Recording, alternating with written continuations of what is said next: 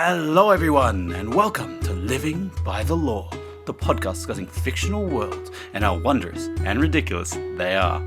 My name is Matt, and I'm joined by my co-host, Jude and Guy. Living by the Law is not currently sponsored. If you wish to sponsor us, send us a one-page essay on your favourite fictional empire. Bellow your sponsored offer to the gods in glory as we declare you winner. We will hear you. We always do. This time on Living by the Law, we take a look into the dystopian future that is Warhammer 40,000 and the grimdark Imperium of Man. This episode may contain spoilers for various books in the Warhammer 40,000 franchise. Seriously, there's too many.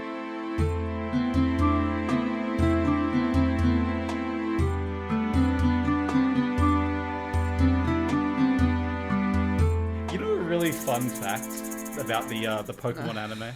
I know no fun facts.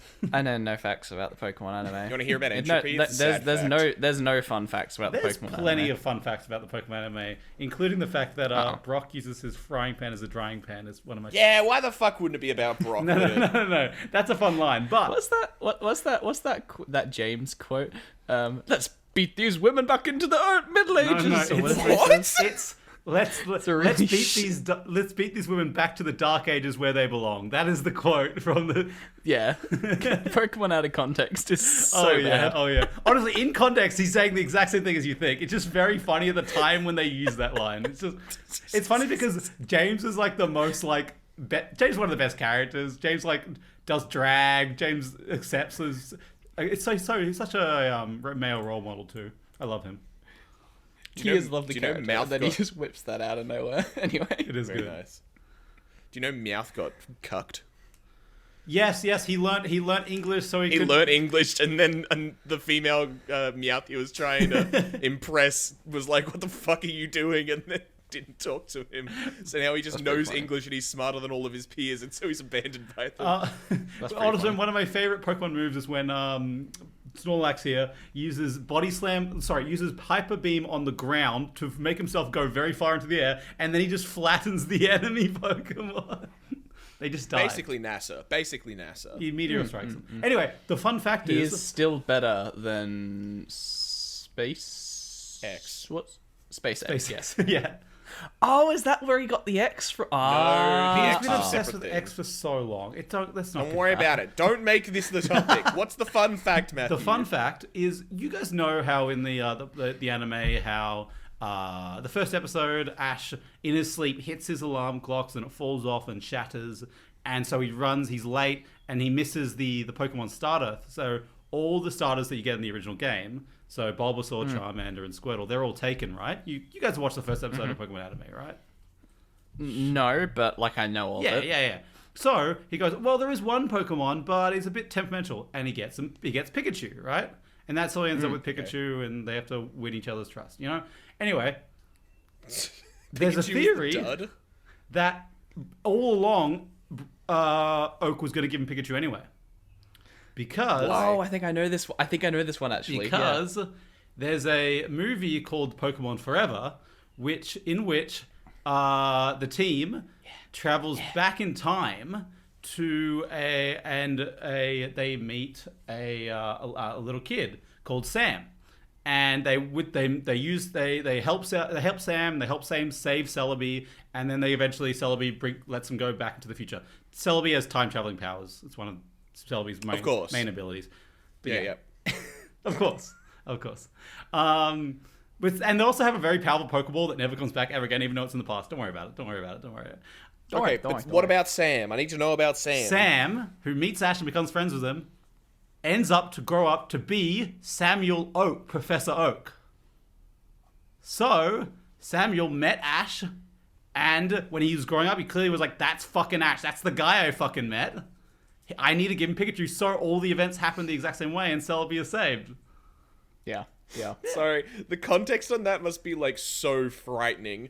You're living your normal life, you've seen this time traveler come out as a kid, and you're like, holy shit, what the fuck? Anyway, that's dealt with. You're now 40 years older, you're a respected professor, and the same fucking guy comes back, and he doesn't have his Pikachu. You're like, No. I imagine he's slowly growing up. He's like, oh no, he doesn't. He kind of looks like him, but not really. Oh no, he's getting closer. Oh no. Oh fuck, it's him. Oh fuck, it's me. It's my Pikachu. Also, Gary Oak's my favorite. Gary, he's our man. If he can't beat him, no one can. Gary. I don't like Oak. He makes me get off my bicycle. I don't like it. He does. I mean, as you said, you can't ride here. Excuse you. Counterpoint. In the wise words of Weird Al Yankovic, I want to ride my bicycle. Is that Weird Al? No, Jude's cringing. What did I got the musician wrong. Who? I want to ride my bicycle. We're gonna What? He's not comfortable with this joke. He's cringing and dying. What? We're gonna move on. You could just tell me Anyway. who it was. It's a Queen song. That's close enough. It's a Queen song. Queen, Weird Al, same thing, you know? Same person. Yeah. But if you get one fucking Pokemon wrong, I'm gonna kill you. Okay, that's fucking it. That's it. Today's episode, I was gonna surprise you guys. I'd done some research. I was gonna do an episode on the lore of the Barbie world. Oh, yeah? What? Oh, come on! That was my plan. But fuck you guys. I'm gonna make you listen to Warhammer 40,000 now. Fuck you. Fuck you. Fuck. And I'm gonna quickly get up the driest, most bland part of Warhammer 40k I can. Why do you do this to us, dude? No, I was kind of interested, because the Barbie world has, like, so many different movies. Are they all connected? Why did Barbie fall Does from Barbie the have all sky? those jobs? There's, like, 7 sisters in one of the movies. And there's, Am like, I Knuff? she's also a Rapunzel in one of the other movies. You are So- Knuff, guy. You are Knuff. The Barbie verse. The Barbie verse. Warhammer 40,000. God damn it. The natural next step after doing episode on fantasy. And this is probably the first time I've done an episode. Get that water Oh my in you, God, king. damn. Hairball, sorry. Might be the first time I've done an episode that isn't fantasy based. Pardon? Like medieval fantasy based, I think. You've done a Doctor Who episode. Fuck you, right? Okay, that's it. I'm Oh, done. sci-fi versus fantasy. Right. I thought you were talking about... Oh, no, that's fiction. Good one, guy. We literally run a podcast on fiction. Shut the fuck up. I'm very, Anyway. very stupid. So, Warhammer Fantasy. There is only war, as the catchphrase goes. It's like Fallout's one. War never changes. Exactly. So we're going to take the plunge, the dreaded leap into the horrible, horrible, disgusting world of Warhammer 40k. The flagship of nerdom. If you are a nerd, you've heard of Space Marines. You'd heard For the Emperor. You've heard Purge the Xenos. Maybe. Anyway, for our first foray and the intro to this fucking monstrosity of a universe, we are gonna focus on the main faction, the Imperium, aka the empire of humans that have taken the stars by storm. Is that the blue guys? That's one of the many factions. I just know the blue guys. They look cool. There's a little bit in Warhammer 40k, we'll get into it. The Imperium of Man is a little bit humanity fuck yeah, in a sense. Yeah. Yeah. There's a lot of Xenos factions that try to fight, so I feel like it's a pretty general nerdum term, but for anyone that doesn't know, Xenos, whatever, however you want to pronounce it, just kind of a general term for aliens. Can be, generally it's the accepted term in a lot of sci-fis to refer to alien creatures other than humans. Anyway, so first off, what is it that makes Warhammer 40k different? So we're going to call it Warhammer 40k for most of the time, or just simply 40k because it's a mouthful. It is science fiction, but in saying that, that is both correct and not correct in many different ways. Like most other science fiction worlds, it does take place in the future, the very, very, very, very, very far future at that. But it is also science fiction in the sense that much of its world building revolves around the use of technology that hasn't been invented yet, and the moral and political consequences of the use of that technology. Your favorite sort of thing. And it's the future of the fantasy world we talked about last time, right? Not really. Kind of yes, kind So of the no. Why do they fantasy share world the same is name then? What's the fucking point? Well, look, it sort of is, it sort of isn't. They're kind of a lot of people thought that they were. Once upon a time, it was thought that it was like the distant future of the fantasy world, but then the fantasy world had stuff happen in the lore that made that impossible. The accepted thing these days is that it's more like a parallel universe that's connected rather than like the same. So it has nothing to do with it. Well, there's some overlap of characters. Similar characters, At similar the race, point just that you- different timeline, you know, different timeline. Exactly. Okay, different. Still, then, at the point that your story requires headcanon of moving it to a different universe or timeline, I count those two as no longer part of the same canon. If that's the only way you can reconcile them, Yeah, well, it's fine. It's good to have their own. I think that they're an interesting. Sorry, they're an interesting number of races and themes of that races that just in very different environments. One's a magic fantasy world and one's a space marine world. And yes, they could be on the same timeline, but it doesn't really matter if they're on the same timeline or in the two different universes. They're they're just different worlds, you know, different genres. Exactly. Do we have a rattling gun?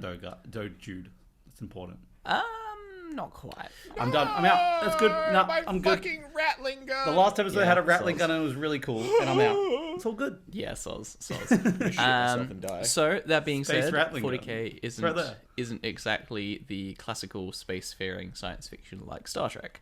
So what genre is it? Is a question that a lot of people ask about 40k because it's kind of hard to quite lock down. War. Because it's quite different. Yeah, basically. So the kind of first thing you can say about it is that it is deeply pessimistic and dystopian. Pretty much everything in the future of the 40k universe has gone completely wrong, and apart from a few factions and some recent plot developments, which I'm not going to talk about because I don't want to, progress and enlightenment are nowhere to be found. There is no future enlightenment, it is just grimdark. And technology has, in a lot of cases, devolved rather than evolved. More on the technology section below, which we'll get to. And if you forget the spaceships and lasers for a second, it could just very well be a dark fantasy about ancient heroes battling monsters and legendary swords and magic powers. We'll get into it. Hell yeah. While 40k contains major science fiction and fantasy elements, it is important to know that the individual stories told within the 40k universe make up a much more diverse list of genres than just that. There are crime stories of detectives solving murders in film noir-esque megacities, farcical comedies about silly orcs, classical pulp adventures aimed at young readers, gritty war stories of infantry squads fighting in muddy trenches of endless battlefields, and perhaps most of all, tons and tons of horror stories.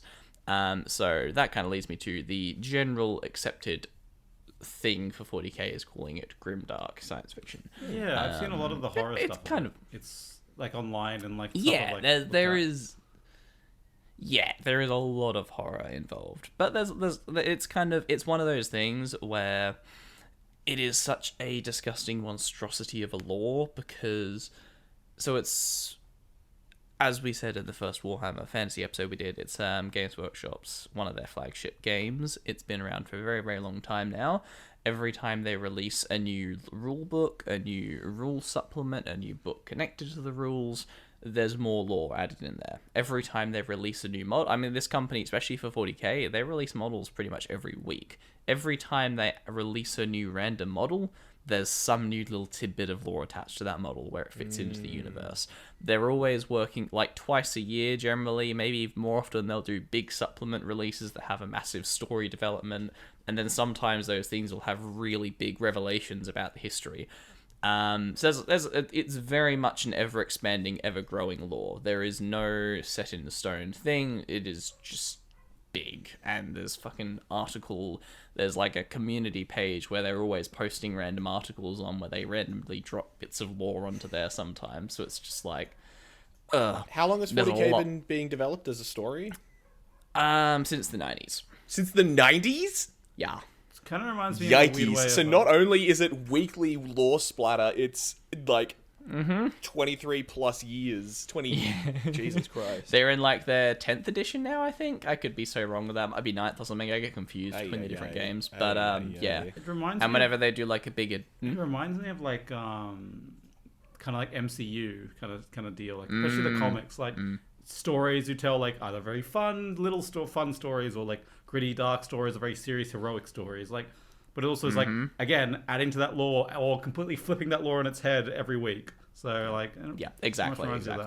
They don't do too much that retcon. There isn't a lot of retcon. They're pretty good at one thing I suppose that's a little bit different, like the comic book universes, where like sometimes you'll come into the comics, it's like, oh, that thing was the case, ... until this person took over a comic run and changed the origins of that. There isn't a lot of that. Generally, things are pretty set in stone in the past. It's just that there's new stuff that happens afterwards. It reminds me of I mean, he was a good man until he wasn't. Yeah, there's not a lot of that. They did very deliberately, and in one of their very, very, very few strokes of actual smart writers, the original people that made 40k and its background lore left a lot of question marks, which, you know, is obviously a good thing, because it meant that people to this day have still got... We will get to some. There are some big unanswered questions in the lore from the very, very beginning that we still don't have an answer to, and so many of the fans are like, holy shit, the implications of this are massive, we really want to know, and they're still holding the cards close to their chest on that. So, you know, they're probably saving it for like a rainy day when they get to like their 20th edition in 30 years' time, and they're like, okay, we need something to really shake up the lore. Yeah, boys. No, I feel like that's a common thing with fiction that needs a community, which is a weird niche that I bring up, but like the thing that popped into my head was like the SCP community. Like SCP-001, if you don't know what, it's just basically a bunch of fake made-up monsters that are all contained in a big facility. There's a big lore behind it. It's pretty good. And each article, so SCP-002, 181, etc., are all different anomalous things. SCP-001 has never been defined. There's a bunch of like things that are in contention for SCP-001, but I have a feeling that the wiki won't put anything in that position unless like the wiki is literally about to die and no one's paying attention to it anymore. There's like literally like 20 things that people have classified as SCP-001. There's so many different things that people have tried to make SCP-001, but I feel like they're going to hold on to that until like the community's in dire need of a fresh injection of new life, which for now they're perfectly fine. Yeah. They're pumping out thousands at a time. It's a really interesting little like lore made by like entirely by like online stories and stuff like that. But yeah, really it's collaborator based, so it's lore that needs a fandom. Yeah, well, that's kind of one of the things that I actually really like about Games Workshop. As much as I dislike a lot of things about them from a company standpoint, just because of the way they do business sometimes, nothing directly awful. But, capitalism. Yeah, they do like their money. The one thing they do really, really well, what they call the Black Library, which is like their community of writers that write all sorts of stories.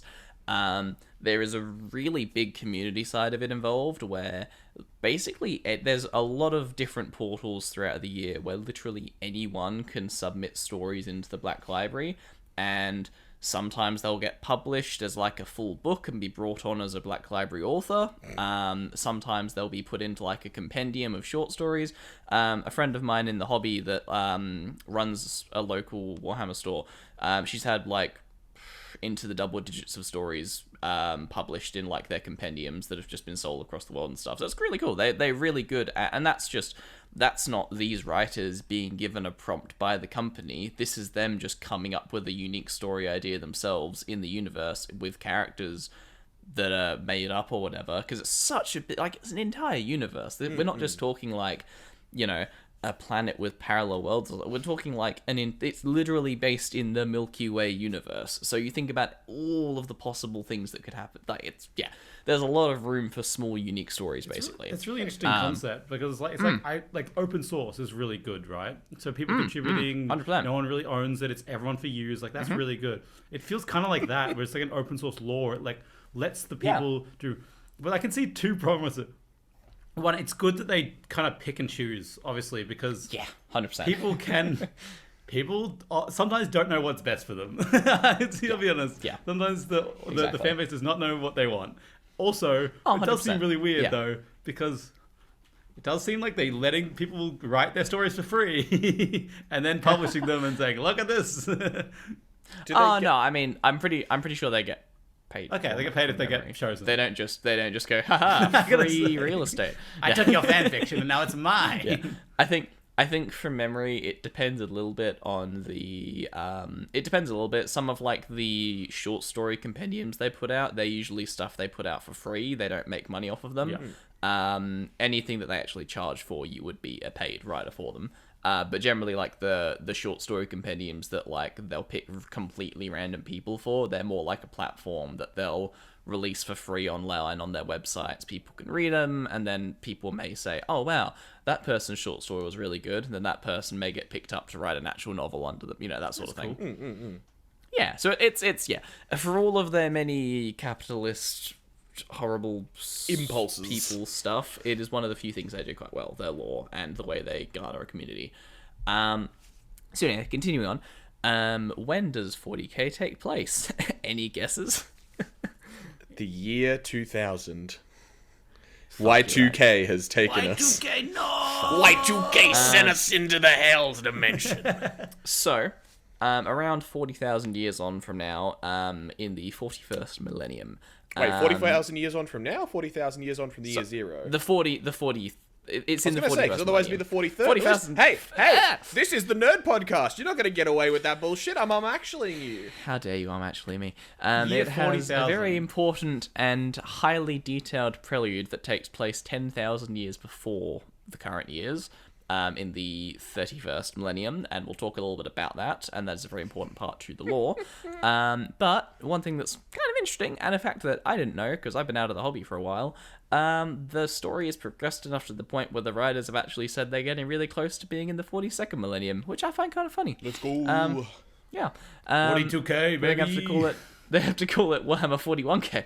Yeah. But for most of the 40k's lifetime as a fictional universe, it is happening right around that 40,000 AD timestamp. So 40k does take place in heavy quotation marks our galaxy, so places like Earth, renamed in this to Holy Terra, we'll get into it, Nice. and the Sun and our galaxy and Mars, they're all there, but they're unrecognizable in many ways, because of how far into the future we are. And it's all set in the... And we're all how in can like the the sun Milky be Way there? universe. No. My question was, how can the sun be unrecognizable? The sun, what did Well, they the do to it? sun's not necessarily... I mean, I'm pretty sure they've like built structures around it and stuff, that sort of thing. Okay, fair enough. It's wearing, and, like, it's wearing Mars a has funny turned into a- mustache and spooky Yeah. glasses. And sunglasses. Yeah. Yeah. No, I'd Yeah. recognize it with sunglasses on. I see the sun with sunglasses on a lot of art. Yeah, that's how I draw it most of the time. You're not distracting me with those. It's got a big hat And on. also, Mars is home to a tech race who run a big university and build tech for the Empire. Oh, Anyway, hell yeah. For the Empire! yes. So humanity has colonized most of the universe. They're spread out across the whole... They're everywhere. They're like a fucking plague of rats. But many alien species have also claimed parts of it, and all of it is closely connected by the horrifying parallel dimension of the Imperium, otherwise known as the Warp, which we talked a little bit about in the fantasy episode.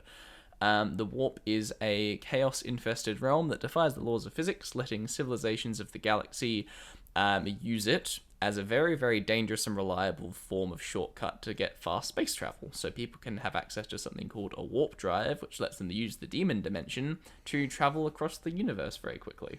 Seems safe and And in reliable. thousands of years, no Can't see one's anything figured out a going better way than going through hell. No. Well, it's just so... They figured out a lot of other ways, but it's just so fast. It's just so Even- efficient. If It's just it works in Minecraft, it works in real life. I don't see a problem. Yeah. So kind of because there is an alien race, which we aren't going to talk about today, but we may talk about in the future, that have got the fastest form of intergalactic travel. They have developed a faster-than-light engine that's faster than any other engine. Mm-hmm. But even that isn't as fast as using the warp, because the warp is literally instantaneous. Faster-than-light travel, while it is still very, very, very, very, incalculably fast, it isn't quite instant, and they still have to do things like put their soldiers into stasis so they don't age much by the time they get there. Whereas the warp is literally like doing the wormhole theory of two different parts of space folded together. But We're not going to get into the specific science, because obviously they haven't. But if you traveled at the speed of light, time would slow down for you so much that you wouldn't perceive the travel. Don't worry Like I say, about it. what did I just say? Well, no, what no, did I no. just say? Hold on, Matt. Yeah? You want to fight me on this? The reason is because they're going faster than light, which would cause their time to run backwards, and they don't want their soldiers to turn into babies. You know what? You're right. You're actually right. They're going backwards in time. That's actually true. They would go backwards in time. Anyway. Anyway. Fast and light. Like I said, I'm not going to talk too much about the science of it for obvious reasons. This would be negative length. They'd go backwards. Don't worry. They'd go backwards. The Imperium of Mankind is what we are going to focus on. So the Imperium of Mankind is the civilization that is home to most of the untold billions and billions and millions and millions of humans living across the galaxy. Longer than 10,000 years old, the modern Imperium is a civilization that is always almost at the brink of extinction due to numerous threats to its existence from within and without. The official leader of the Imperium is the God Emperor of Mankind, an immortal, powerful, psychic warrior and genius who once united humanity under his banner 10,000 years ago, but who is now little more than an artificially sustained corpse locked away in his deep palace on Terra, while he uses his powers to protect the Empire against the forces of chaos. In everyday life, the Imperium is actually ruled by a monstrous bureaucracy of administrators, generals, and priests, in what can best be described as a theocratic police state where religious doctrine and mountains of paperwork keeps everything under at least some kind of control. To defend itself, like I said, a lot of dystopia here. To defend itself from the many dangers that surround it, the Imperium has many different military and paramilitary organizations. But the two that are really important to this are the Astra Militarum and the Space Marines. I was going to say, this guy sounds like... I've met Walt Disney. I know what his story is. Yeah. It's Walt Disney. He's frozen. His little head's frozen in carbonite or whatever. What am I thinking of? Well, Oh, no, that's a Fallout New Vegas spoiler. Don't worry about it. Oh! I see.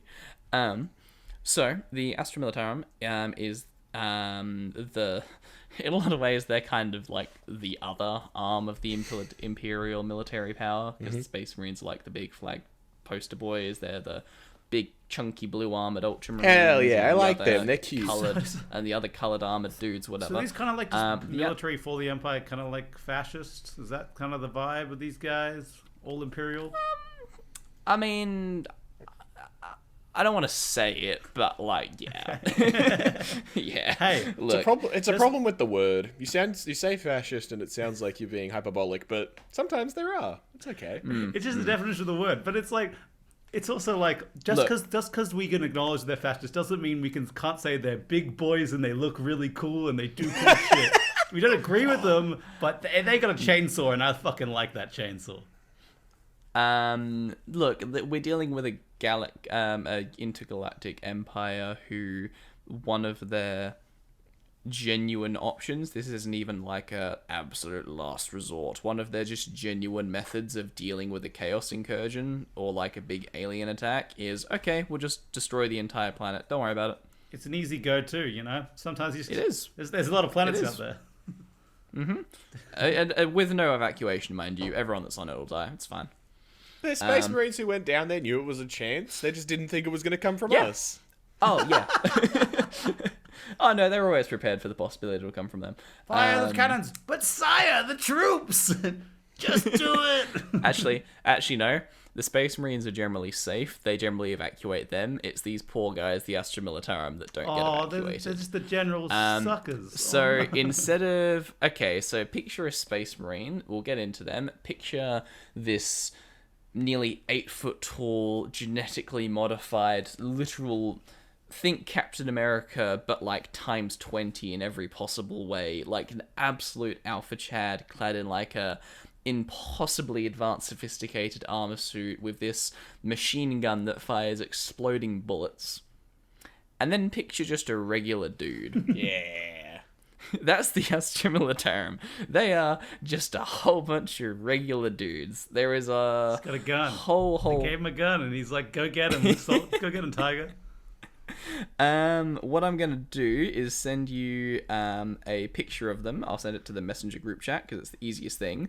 They took a hell of a lot of inspiration for these guys from any of you that have seen it. they took a hell of a lot of inspiration for the Imperial Guard's general aesthetic for their just general troops from the Alien movies. There's the Living by the Law chat. So as you see these guys, they took a lot of inspiration from like the Alien movies sort of thing.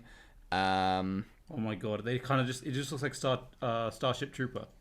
Yeah, 100%. They're very kind of standard sort of stereotypical Marines, not Space Marines, but like American military Marines in space kind of vibe. They got big helmets. They do. So instead of betting all of their power on superhuman augmentation, the Astra Militarum finds its strength in the sheer quantity of Imperium-controlled worlds that make up the Imperium of mankind. It is basically the human army consisting of literally billions of ground troops enlisted from all across the galaxies. Many planets have their own distinct military traditions, which also make up for a lot of fun world building. We won't really talk about it too much today because there's so much other stuff to get through. But they just have an insane amount of crude firepower in the shape of mass-produced tanks and artillery sourced from the extremely productive industry of the Imperium, all of which is pretty much geared towards producing for the military. This means that the Astra Militarum is pretty closely resembles a slightly futuristic and extremely exaggerated version of a European World War I army. You're throwing up bodies at them, they got them, you know? That is literally to them and the generals of the Astra Militarum, victory is just a matter of, okay, how many bodies am I throwing in? See, this is what I'm saying, Guy. This is why I say so many rats will kill you, because, well, the discussion we had earlier, is because there are just too many of them. And yes, even they just need to be annoying enough that they're a distraction from the big guy who comes down later, though. This is true. That's all these My other question, I'm looking at the image that Judah sent here, and to describe it for the listeners, it's a line of army men in a very grungy, dark grey skies, explosions. There's a line of green guys with big shooting guns. There's a couple mechs and tanks in the background, which I'm intrigued by. But also in the middle of it, there's a guy with a pistol and a sword pointing, presumably, the general. My question, I can see dead troops directly in front of them. Are the enemies stupid? Why don't they just shoot him? He's probably just standing up in a quick moment of glory, I'd assume. Just in the painting. Take the photo.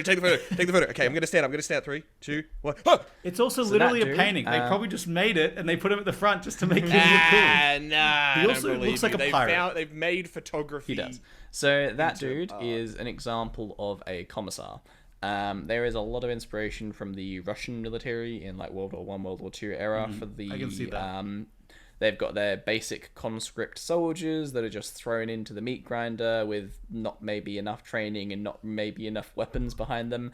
And they've got people like commissars who are sort of religious fanatics to the Empire, and they will just kind of cut the head off of any man that tries to flee and say, get the fuck back in there to the rest of the squad. It's very intimidating. He's got a big red hat and a big red and black cloak and a gun and a sword in this... Like, it's... Sorry, I just looked at it closer. This is extremely funny to me. Like, behind his sword, not even, like, in the distance, like, close enough to him, there is a full-on fucking mech, and this guy has a sword. Yep. That's Chad. That's alpha behavior. It is a... what's the word? It is technically a power sword, so, like, it's electrified and stuff. Sure it is. Don't worry about it. I also can't... The sword and gun combo is kind of lit. I love that. It's pretty lit. But I also can't help to notice that there isn't just a space Confederate flag kind of swinging in the wind right there behind him. Oh yeah. Kind of hate that. You thought the imagery would be subtle, Matthew? Yeah, it's not very subtle, I'll be honest. Yep. Remember when I was saying I didn't necessarily say these guys are the good guys? I don't think they are good guys. Everyone's bad. There's some, but... that's the future. Welcome to the future. So there are many more sub-factions within the Imperium. There's the Adeptus Sororitas, who are the Sisters of Battle. We may talk about them one day. They're a pretty interesting faction, but I just couldn't really fit them into this. There's the Mechanicum, who are, if you see next to our friendly commissar there's that big robot dude with a stick. Yes, he looks like a bug robot. Yep. Very big. Yep, like a the bug robot robots. Forearms, big stuff, kind of cogwheel thing on top. That is a native of the planet of Mars, of course. Oh, of course. That's what a Martian looks like in this universe. Sorry, hold on. Native of Mars because they moved there, or because they were there the whole time? They're just kind of there. Fair enough. Don't know. I don't know for certain. Okay, very sad. I was looking forward to seeing what the SpaceX. I was looking forward to meet a Martian, but he's directly next to the Confederate flag, so I can't really be happy to see it. It's not actually the Confederate flag. It just They're kind of Look at that their whole thing flag. is they are like techno priests, that sort of vibe. So they kind of create all of the machines in this world are a little bit psychic based. Does he DJ on the so side?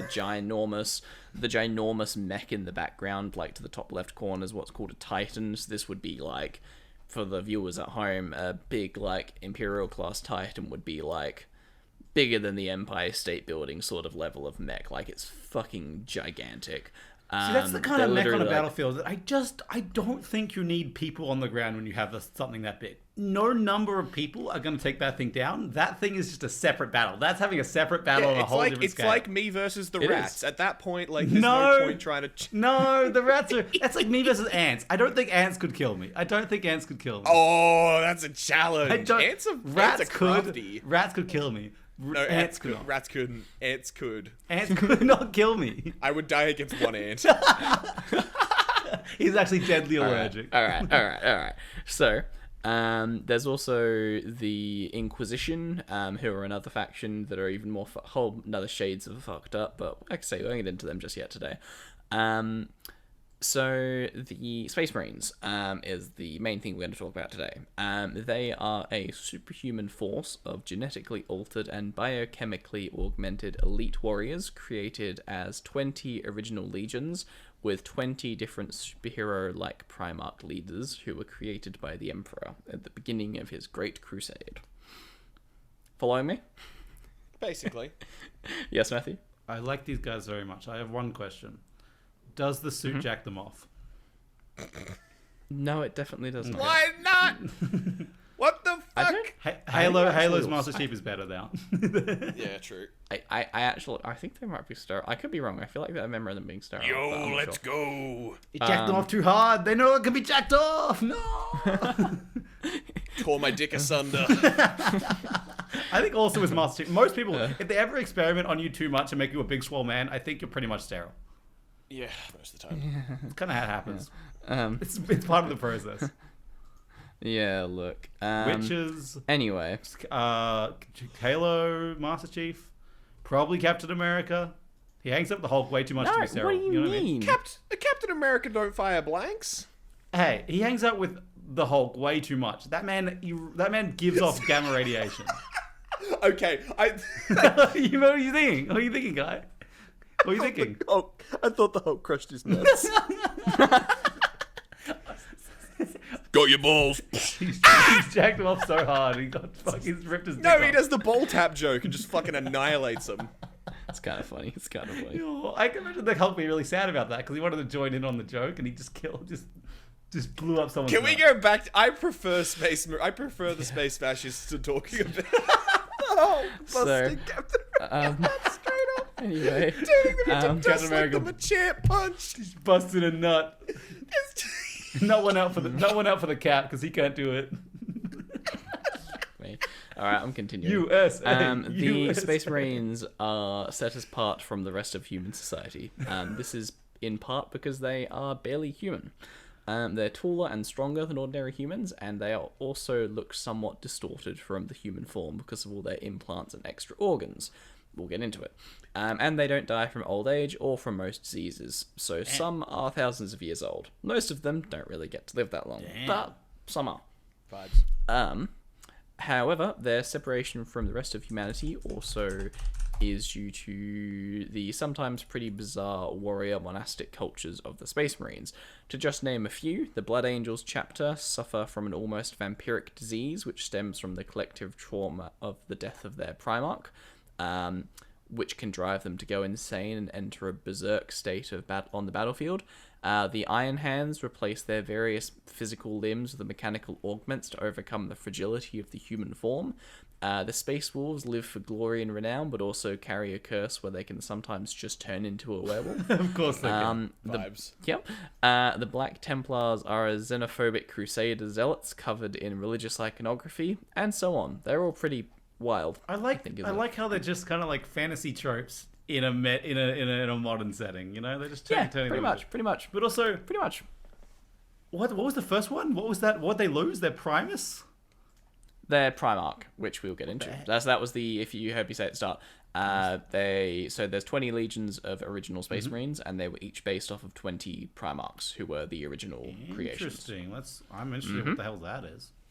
We will get to them. So no matter how inhumane and terrifying the Space Marine may seem, they're a big part of the reason humanity is still in the game of galactic domination, since their superhuman powers and dedication to warfare above all allow the Imperium to compete with some of the more advanced and more physically strong alien species in the galaxy. So the next segment that I have is captioned with the title, Are We the Baddies? So the leaders of the Imperium are very much villains in the eyes of the other species of the 40k galaxy, but can also often seem to be to the fans of the hobby. But they're also the humans of the 40k setting, which makes it natural to identify with them anyway, which is sort of what makes 40k so interesting. It forces readers/viewers/players to identify with something of which there's nothing really to be proud of, and it can make you think about how the Imperium might not be so different from some of the ways in which humans in history have... Anyway, no, we're joking.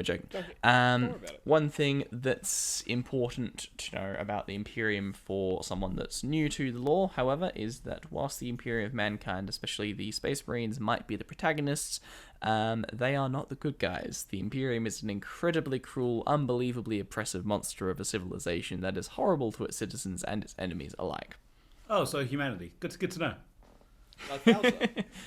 What do you mean? Yeah, like Bowser. Bowser. It's Bowser. So, while the 40k universe is mostly all about war, the various stories in novels, audio dramas, and source books for the franchise do tell us a lot about how society is structured within the universe, especially in the case of the Imperium of Man. So we'll talk a little bit about this. I don't want to go on and on and on about the society, because that's not really what we're here for, but it's still interesting. We do live in one. So, we do live in one. So, faith and heresy. Everyday life in the Imperium is saturated with religion in all areas of life. Utter devotion to the Emperor is expected from everyone, and religious rituals such as prayers, processions, blessings, and the burning of incense are part of everything from celebrations to the operating of machinery. The worship of the Emperor also heavily influences architecture and design in the Imperium, so that everything is constructed with spires, mosaics, and angelic sculpture wherever it can fit onto a building. It's very Gothic architecture. Maximalism. Kind of love that shit. It is often referred to the Imperium as being space Catholic, which should give you an idea of its visual style. I mean, okay. I know it sounds really oppressive. Like, theocracy is not the best way of the government. I know that's a hard call to make. A theocracy is not the best kind of government. But damn, the architecture would be sick as hell. I kind of love that. Yeah, 100%. It might be worth it. I'm just saying it might be worth it, boys. I'm just saying, don't worry about it. Look at the boring architecture we get these days. Don't fix it. Modern architecture is so sad. Well, you don't a like society, minimalism? Cringe. a society so fundamentally tied up in religious dogma and practice doesn't tolerate deviation from the true path dictated by religion. In 40k, that means that heresy is one of the greatest taboos of the Imperium, and such violations of religious doctrine are policed by the Inquisition, the various forms of police, and even by the Space Marines themselves in extreme cases. Since the Great Chaos-fueled rebellion, which happened in the year 30,000, the subjects turning their back on the worship of the Emperor has been perceived as one of the greatest threats to the Imperium, and Imperial institutions spent unbelievable amount of resources keeping that threat contained, which isn't always easy given the vast diversity of their subjects. So not only do they have this billions of planets spanning empire with infinite number of citizens that we can't even begin to calculate. They've also got crews of people trying to stop them turning on the religion of the Emperor and falling to chaos, who are always trying to corrupt people. You see why it gets a bit crazy. Yeah. Oh my god, that's so good. But they've got the planet-busting weapon. If they come back and one of the planets has, like, decided it's entirely non-theological, just nuke the fucker. You see why destruction of an entire planet starts to become not so crazy. We've got billions of What's them. one planet in the Empire? What's one planet? What's one planet? Imagine trying to manage this shit. Exactly. Infection that's going to spread if not destroyed. We need. Well, yeah, that is the mentality. We need to I'm act not saying now. it makes it right, but you can understand why that sort of thing becomes a reasonable solution. Yeah, totally reasonable. I think we should enact that on this podcast. If any of you start to disrespect the law and you're not living by it, I think we should murder you. Okay, moving on. Diversity and beyond. This Applying is to Exhibit YouTube. A in Guy's murder case. I'm only applying to you two, just Guy and Jude. No, anyone listens, you're fine. Don't worry. Because humanity has populated the galaxy outside of Terra for more than 20,000 years, the many human-populated worlds that make up the Imperium are insanely diverse, not just because of their very different climates, living conditions, but also because human culture has had time to diverge in all sorts of directions before the rise of the Imperium itself. Notice that I said that they've been outside of the galaxy for 20,000 years, but the Emperor only founded the Imperium of Man 10,000 years ago. I did notice wonder that, what but that thank you could for mean. noticing it for me. Yes. Other worlds are... some worlds are almost medieval, with knightly orders and gigantic mechanical walkers protecting farmers and serfs from dragon-like monsters. Other worlds are pockmarked by hive cities where billions of humans live under horrible conditions, surviving in gangs while manning massive industrial complexes that feed the imperial war machine. Some worlds are covered in shrines and cathedrals and are the destination of galaxy-spanning pilgrimages. You get the idea. It is all over the shop. I do love using there's- like a futuristic just to make a fantasy setting. It's very cool. I like the way they justify it and the way it slips around. I don't know. It's a very cool vibe, and you have like unique things that wouldn't be in a fantasy world that are here now. And it's just like I don't know. It's kind of sick. There is so much, which we'll get into very, very soon. We will get into why different parts of the Imperium are so vastly technologically different from each other. So the one place where the diversity of the Imperium is the most evident is, of course, the Astra Militarum, the dudes we were talking about before. Here you get regiments from all kinds of cultures meeting up to fight the enemies of mankind. The Cadians, so they're the main standard troops that are basically all the models in-game, and they're the picture I sent you guys before, are a warrior society through and through because each recruit grew up guarding their world against a gigantic chaos incursion until the forces of chaos finally managed to destroy the planet. Now they're one of the most revered fighting forces in the Imperium, a role model for other regiments in how to never back down, their motto being, "The planet broke before the Imperial Guard did." But they lost. Yep. Didn't they all die? Some of them, they weren't all on the planet necessarily, but Then those those that were... were the ones who were fighting to the end. Those are the guys who were It's late. a cool saying, shut the These fuck are the up. guys who were late to the battle. Everyone else who died in the battle, those are the real heroes. They were serving somewhere else in the These universe. guys are valor steering. I was away. Oh, sorry. So once again, talking about fascists, the Death Corps of Krieg, on the other hand, are siege specialists in gas masks famous for their complete disregard for their own safety, taken to be a way of atoning for their past transgressions. The Catachan are fierce jungle fighters, and we could go on. Sorry, just here, down in the background here. Oh, fighters, yeah, Vietnam. but Yeah. the thing with the planes flying in. What is it? Something Sun? Is it the name something? Fortunate Son. Fortunate Son, nice. You need the chop with the helicopters with it. You know. Yeah, there's so I don't even think It's I fine. could You've do... gone through all of Brandy Sanders's shit, so I'm assuming that you're going to get through all of Warhammer 40k. I assume we'll have a full coverage of it. We're just getting a wide arc now, and then we'll zoom in when we want to. We'll zoom see. in to every single character. So the next part of the Imperium is mutation and xenophobia. My I see favorite. this going wrong. So their mottos of the Imperium are burn the heretic, abhor the mutant, and suffer not the alien to live. Great society, am I right? I like the and- protagonist. Like I say, are we the baddies? Yes.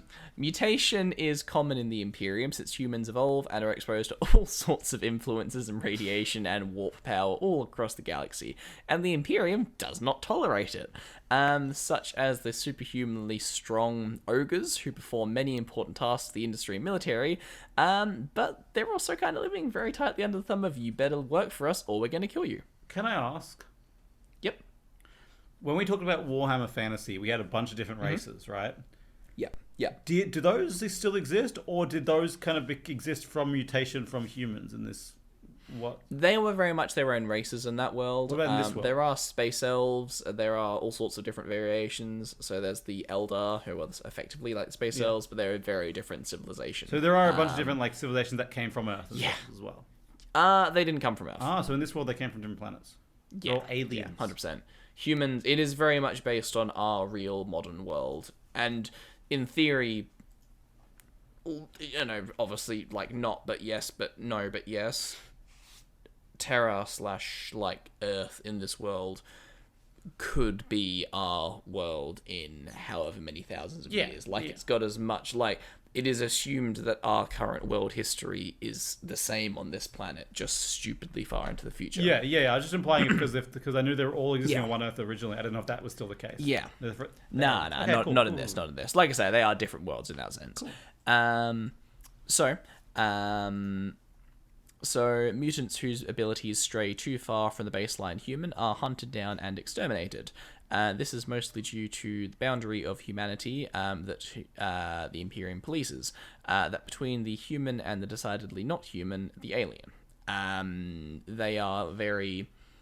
They do not tolerate aliens to live. And mutants that stray too close and far away from human, they have to draw a line somewhere. They draw a hard line. Got a sixth finger. Time to meet your maker, motherfucker. Yeah, legit. That's where the Inquisition come in.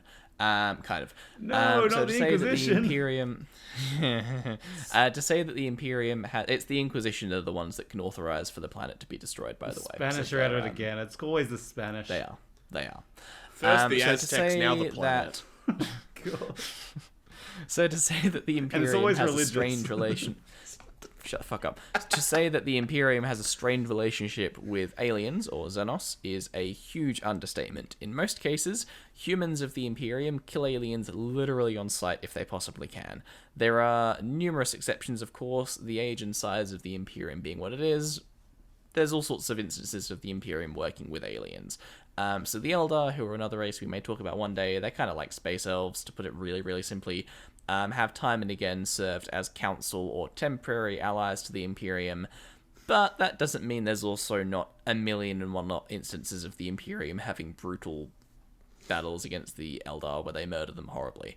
Like I say, it's a big universe. Oh no, it's the classic. It's the classic. We don't like any other aliens until it's convenient. Yeah, but it's also the thing of it's such a big, impossible to run and maintain Imperium that just because you dealt with this group of Space Marines over in this side of the universe who were really friendly and were like, oh yeah, this group of Eldar are going to be a really good ally against this group of Orcs. We're battle brothers now. Doesn't mean that on the other side of the universe there isn't a group of Astra Militarum going, burn the aliens, and killing a planet of the Eldar, you know? Like, there's so much disconnect, because it's just such a that big makes sense. universe. There's not a single, like, ethos and mission and guidelines. Yeah. It's just, like, whatever you can get away with in the local area. Exactly, and that's not to say those same Astra Militarum who are burning a homeworld of the Eldar, if they were put in that same situation of, hey, the Eldar want to team up with us to defeat this Orc threat, they probably would do the same alliance, but it just, it's too... There's different parts, and different parts of the Empire might be at war with different factions that they aren't at war in different parts of the universe. Imagine trying to keep those lines of communications open. I was going to say, these guys really need like a weekly like a magazine or something like that, just like a newsletter. Get these guys a newsletter. They need to get on the same page. It really, really helps. Just, it's the kind of thing you get in your mailbox and you just ignore when you do. So, finally, the rogue traders, a strange expeditionary force of rich nobles serving as explorers and merchants at the very fringes of the Imperium, are granted the freedom to cooperate and trade with aliens whenever it furthers the cause of the Imperium. So they're just kind of like a random group of mercenaries that can go around doing their own thing. Kind of. Fair enough. So we're going to talk about the technology of the Imperium now. So, the Imperium, or humans, have a really bad track record with technological innovation. Many millennia before the 41st, there was a time called the Dark Age of Technology, where innovations in robotics and AI really propelled humanity forward, only for robots called the Men of Iron to rebel against humanity and wage war upon them. This led to a humanity-wide ban on AI, and later, when the Imperium became the theocracy it ended up as, a general ban on the invention of new technology. You better not invent anything new. Don't you dare. If I see you tying your gun to a stick, that's illegal. Exactly. As the years went by, knowledge dwindled and superstition increased, and in the present of 40k, the Imperium's relationship with technology is more magical and religious than it is scientific. Most machines and weapons are reproductions of relics passed from earlier eras of humanity, and often knowledge about how they work has been replaced by ritual, so that tech priests will anoint and bless tanks and guns to keep them working just as much they will actually maintain and repair them. Machines are believed to be possessed by machine spirits, which in universe to be at least somewhat true, weirdly, with tempers of their own, and the only proper replacement for artificially intelligent computers are servitors, which are lobotomized human cyborgs embedded within machines to give them some computing capacity. It's backwards and horrifying, but it's the Imperium. I love the idea. I love the idea that damn, the car's broken down. Can you call the priest? Yep, legit. Me getting out my screwdriver. And lo, it has been so told that I have fixed thee. I also love... Sorry, let's go. Yeah. No, you go. It's like that fucking skit of the ATM machine. It's like, it's a new ATM machine. They stick their hand inside, and there's just like a hand that comes and picks it out. Yeah. It's like, How much you want? 20? The hand just like... Yeah, legit. It's also The other thing that I love about it... like they're just raising a hammer. For the Emperor! Just dink, dink, dink, dink. Just putting together like a shelf. Legit. I also love that their solution to, AI is really useful, but it's got too much free will and is going to rebel against us. I love that their solution is to get a person, lobotomize them, and turn them into a machine. Fixed. Because the lobotomized humans won't rise up against us. Exactly. Poor machines. So, there's some of this stuff has changed a little bit in the very, very, very recent lore. Like, the most recent lore has seen some very big changes in the Imperium, and especially with their stance toward technology. But I'm actually not going to talk about that. So, the magic is the next thing we're going to talk about. What is magic in 40k? Real magic or Gee fake whiz. magic? It is sort of... it sort of has a scientific explanation. It Yes! doesn't, but, it is all called psychic powers. It isn't magic, but like it is magic, but it isn't. So the warp, as we said before, is a parallel dimension of energy that bleeds into the real world in many ways. Its most important function in 40k is that the Imperium and other factions use the warp as a shortcut across the galaxy. It is a very dangerous shortcut, however, as travelers in the warp subject themselves to psychic assaults by the powers that dwell in the warp. Think Event Horizon sort of shit. And you're never quite sure if you arrive at the right destination or even at the right time. Imperial fleets have been known to arrive even centuries too late at a destination. To make warp travel work, Imperial ships use mutant navigators who can track the currents in the warp, as well as an astronomicon, a great psychic beacon projected into the warp by the Emperor himself. Again, No mutants, unless it's convenient. Unless it helps us. Wait, what is that Exactly. psychic warp that the Emperor does? So, I thought you'd ask. So, the Astronomicon is what the Emperor has become in his near-death, not quite alive, zombified state, sitting on his throne in terror. He projects... He's a very, very, very, very... We're going to talk about him a little bit more in a sec, but he's an incredibly powerful psychic being, which is how he got to his status of Emperor. And he is so powerful that he projects kind of like a shadow of himself into the warp that is such a powerful beacon that psychers that train themselves as navigators, they are able to travel and navigate the warp based of their position to him projecting into the warp. They got one lighthouse, but it's a fucking bright lighthouse. Yep, Okay, if that guy, exactly. If he's that, okay, I was kind of thinking the emperor was kind of like a figurehead that everyone just worshipped because it was like convenient to make a worship. But like, if this guy's this powerful, I might worship him myself. You know what I mean? Yeah. Oh yeah. We'll get to him. That's really interesting though. Like, it reminds me of like okay. Firstly, the mutant navigators reminds me of like Dune. They have the navigators. They have the people who can do like calculations and stuff like that. And that reminds me of a Garth Nix book. I can't remember what it's called. It's like Princes or something like that. It's a Garth Nix book about like an empire who have like 10,000 princes and they have like they share a psychic mind, and like everyone in that have like they all can connect to each other through this psychic mind. And the emperor is chosen every 20 years to be the commander of all of them. I think that's really interesting. Yeah. So, talking about psychers themselves. So, psychers are people that use psychic powers. Among the Imperium, people are sometimes just born as psychers, which are humans with the psychic potential and a special connection to the warp. They are usually seen as threats and eliminated by the Inquisition or the Sisters of Silence. Of course they are. But because they are a direct connection to the warp and could accidentally start a gate to the warp in the middle of the city, and then the chaos comes. Demons, baby. But you know what's also cool about psychers? They're pretty psyched. Training them and bringing them into the military. Jedi, baby. But there's an even better use for them, where every single day, hundreds, if not thousands of them have to be sacrificed to feed the Emperor and keep the Astronomicon working. I was literally about to say the Emperor fucking eats them as a joke. He does. As a he joke. Does. So thousands of innocent psychers are killed every single day. Imagine the leader of an empire having to eat children and the blood of children to like. I feel like there's definitely no metaphors here at all. No way. No parallels. Nothing. So other civilizations also have psychers. So Eldar, Farseers, who can predict the future. There's all sorts of different people. But none are more tapped into the psychic potential warp than the forces of chaos, and chaos that is their realm. So when people use psychic powers, so I won't talk about them too much because obviously we could get so much more into this, but psychic powers are split into a few different schools in Warhammer 40k. So you've got like telekinesis, telepathy, divination, pyromancy, and a couple of other ones that I forget because I haven't played the game in a few years. But yeah, there's kind of a few different ways of manifesting these warp powers, but all of the time when you do it, there's the chance that you may lose yourself to chaos. So, yeah. Lose yourself in the music at the moment.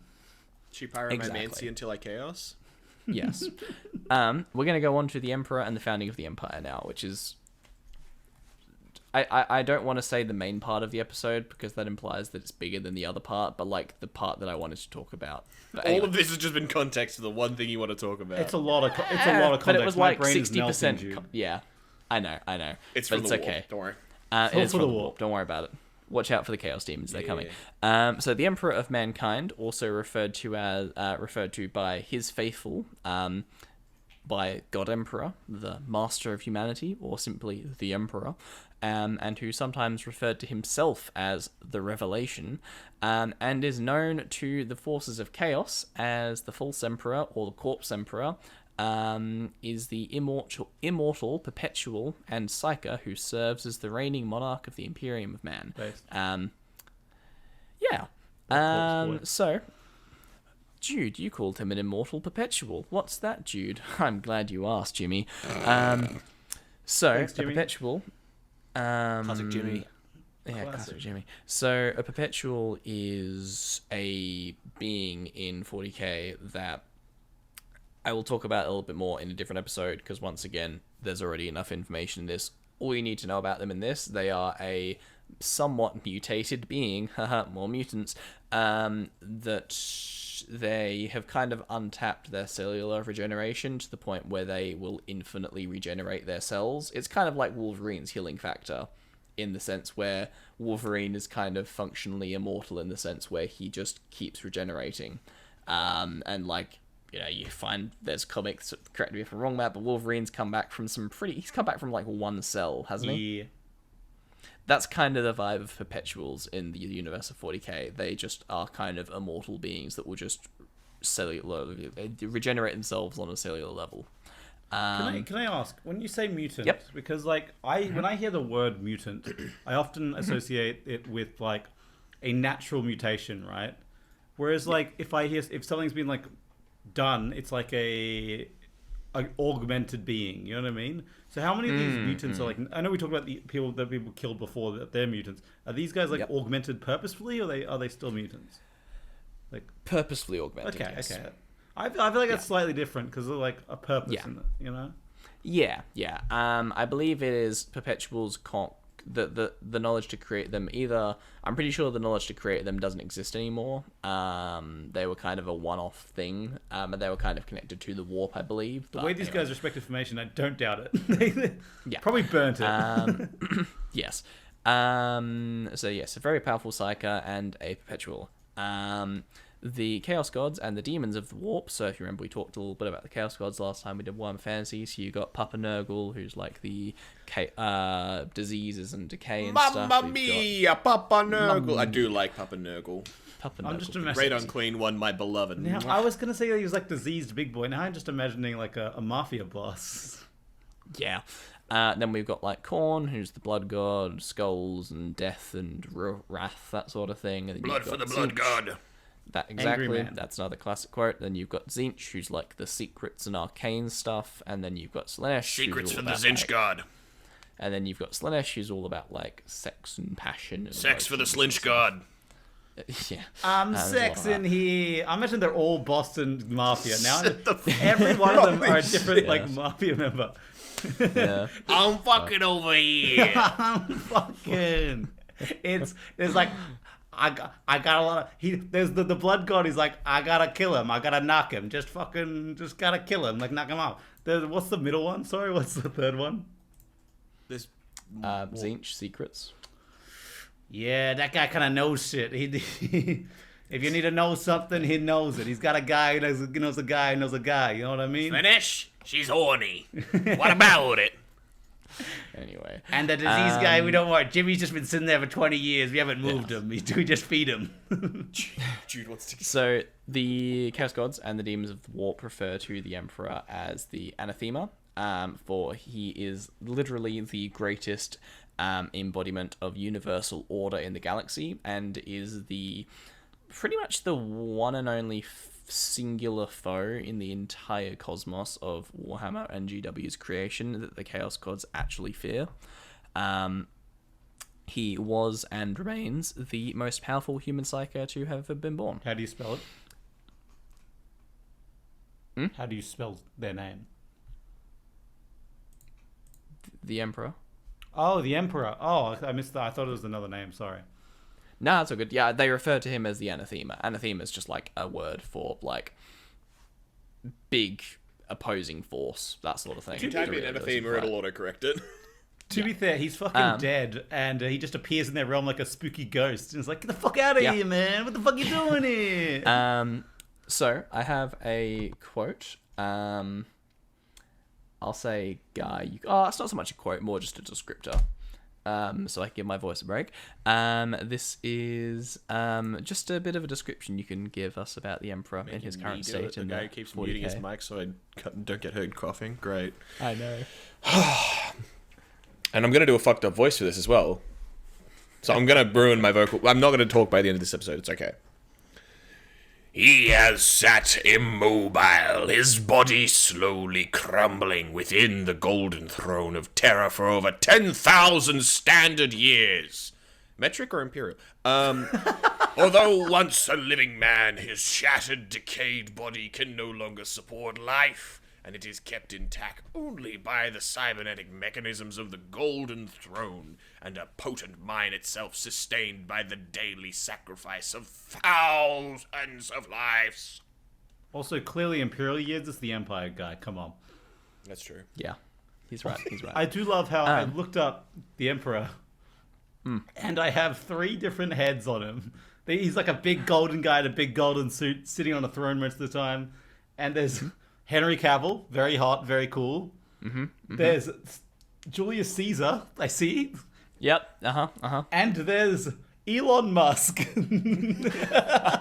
The 3 stages of man. He's like, I'm just imagining he's continuously rotting. That's the stage. Yeah. He started with Henry Cavill, then he got to do, and now he's ended Elon up- Musk. Fuck.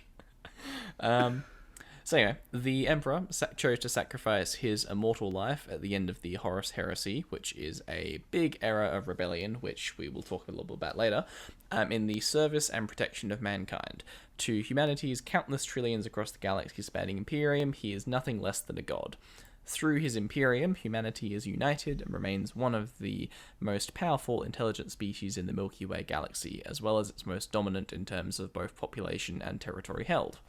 United under one government, mankind is able to survive the myriad deadly threats it faces from aliens, the forces of chaos, the traitors, heretics, and mutants that lie within the Imperium's boundaries. The Imperium's rule, carried on in the Emperor's name since the end of the heresy, by the High Lords of Terror and a multitude of imperial organizations, has been long, oppressive, and necessarily harsh, as we've discussed. It has also resulted in technological and cultural stagnation, and a repression into tyranny, superstition, and religious obfuscation and intolerance that would have horrified the Emperor were he still alive. But hey, it's all in his name, right? Oh, that's kind of sad. Yep, we'll get into it. Nah, His it's whole thing when he inspiring, was let's still go. his whole thing when he was still alive and creating the universe was, I am not a god, do not worship me as a god. I am not a god, do not worship me as a god. Hey So guys, what do I they found do a the god minute over he's- here. Though he, so every time the Emperor is mentioned, it's capital H for he, obviously. Though he is no longer responsive to external stimuli, the Emperor still lies at the very heart of the Imperium's continued existence. Although he cannot be directly involved in the day-to-day running of humanity's galactic government, his existence on the Golden Throne is vital to sustaining the Imperium, since his powerful mind's presence in the Immaterium maintains and directs the Astronomicon, the powerful psychic beacon, which we talked about before. However, the maintenance of this beam requires the sacrifice. So there is different... This is kind of the point where I was going to say there's varying numbers depending which source you go off of. Some people say, hundreds of psychers every day. Some people say thousands. Some people say exactly 1,000 psychers a day die to maintain him. I like the idea that it's exactly 1,000, but Nice. I don't know. That seems a lot of fucking maintenance, I'll be honest. I know, right? He's Sorry, quickly. I'm not going to make any implications. You don't know how old they are. No, I'm just saying. Yeah, it seems like a lot of maintenance until you realize it's for billions of planets and an uncountable number of people. Guy, the bloody bureaucracy of getting all these, finding that they're psychically powered, getting them. If their parents don't like run away with them, that'd be annoying, you know what I mean? And then taking them, putting them on a spaceship, and then getting them to the Emperor's planet, and then fucking feeding them to him. Like, I feel like this is just such a Every day. process. Oh, it's crazy. Yeah. But if they don't do it, the entire empire collapses. So, yeah. He is said to still guide his race through the psychically reactive divinization tool. So supposedly some psychers can consult the mind of the Emperor and find some glimpse of his will, though of course a lot of people believe that is just simply the excuse for the Inquisition to go, the Emperor's will says we should do this, boys, let's do it. I was gonna say, does he know? I thought he was like gonna be horrified at what the galaxy sees now. Yeah. I feel like it's that... It's just an excuse for people to go, our psychers are tapping into the Emperor, they know what he wants. It's like that multimillionaire dog. Are you aware of that? Some lady was very rich and she willed all of her money to her dog, and now there's just a stream of people who take care of it, and they all just are like, yes, the dog wants me to have a Bugatti. Yeah. He wants to drive around in the Bugatti. He also wants this multi-million-dollar mansion and for strippers to dance for him. I put Shit. Yeah. I put 2 boxes into him. One had treats and a Bugatti named in it, and one had nothing. Yeah. He went for the Bugatti. So his mind must remain vigilant at all times throughout the entire Imperium to safeguard the human race and to offer his protection to the faithful, supposedly. Above all else, it is mankind's collective belief in the Emperor's divinity that serves as its greatest protection from chaos and the other hideous dangers that plague the galaxy. As the Imperial Creed has taught for over 10,000 years, the Emperor protects. So there is a lot of belief that part of the reason he's such a powerful psyker is because everyone in the galaxy believes in him, and he has so much belief and faith behind him. Whether or not that's true, who knows for certain. But that is also the Imperial Creed that teaches that, and we know what they like. It's to kind of teach. convenient to keep it going. Sure is, huh? Oh yeah, the dude that spent his entire life saying he doesn't want to be worshipped like a god. I think it's really important that we worship him, and it was what he would want. What was he powerful as a psych guy when in life? Yes. Okay, then- he kind of got Then no. perpetually. Clearly no. So as I mentioned at the start, there are definitely a lot of people in this world that can live for a very long time, and psychers kind of become more powerful the longer they live and the more in tune to the warp they get. The Emperor, part of the reason he's such a powerful psyker is because he has been alive for so long. He kind of just gets perpetually more powerful the longer he lives. He's also kind of living in the demon realm. He's not living in real life. Yeah, exactly. I think. Okay, can he interact with demons? Hard. We don't really know in his current Can state. anyone using the psychic realm talk to or interact with demons? Because they're kind of going through this. Yes, they can. Ooh. I like That's to why imagine people go that mad. he instead of when he's not like talking to people, maybe he's not even doing that. I like to imagine the actual spirit of the Emperor is actually just fucking with the god demons, just like, hey, you fucker, yeah. I'm here again. I don't want to Yeah. dive too much into it, but I do appreciate that in some fantasy, it's very convenient that the older people get, the worse they get at something. Like there's a peak. Like a lot of fighting styles and stuff. You know, you get the old master who's not quite up to being the fighter anymore, but he can teach the new ones. I like the older you get, the more powerful you are. Straight up. This fucking 80-year-old does not have time to teach anyone because he is too busy kicking ass. Oh yeah. Oh yeah. It does. It is interesting like that, you know. God. So on to our next thing, which is of course the Great Crusade. So to really simplify here, this is the 10,000 years ago. So you remember I said 20,000 years ago humanity spread out across the stars, and then I said 10,000 years ago the Emperor founded. Oh yeah, the Imperium law of to the mankind. law. I get it. Yep. So, humanity has spread everywhere. It's all over the place. The stars are ruled by elder races and powerful alien species we may one day talk about on this podcast, and humanity is just that silly little rodent race that breeds and spreads annoyingly fast using their stupid warp travel that is making them crazy and turn into demons or whatever. And they're still using It's a bunch of technology they will have access to, right? Yeah.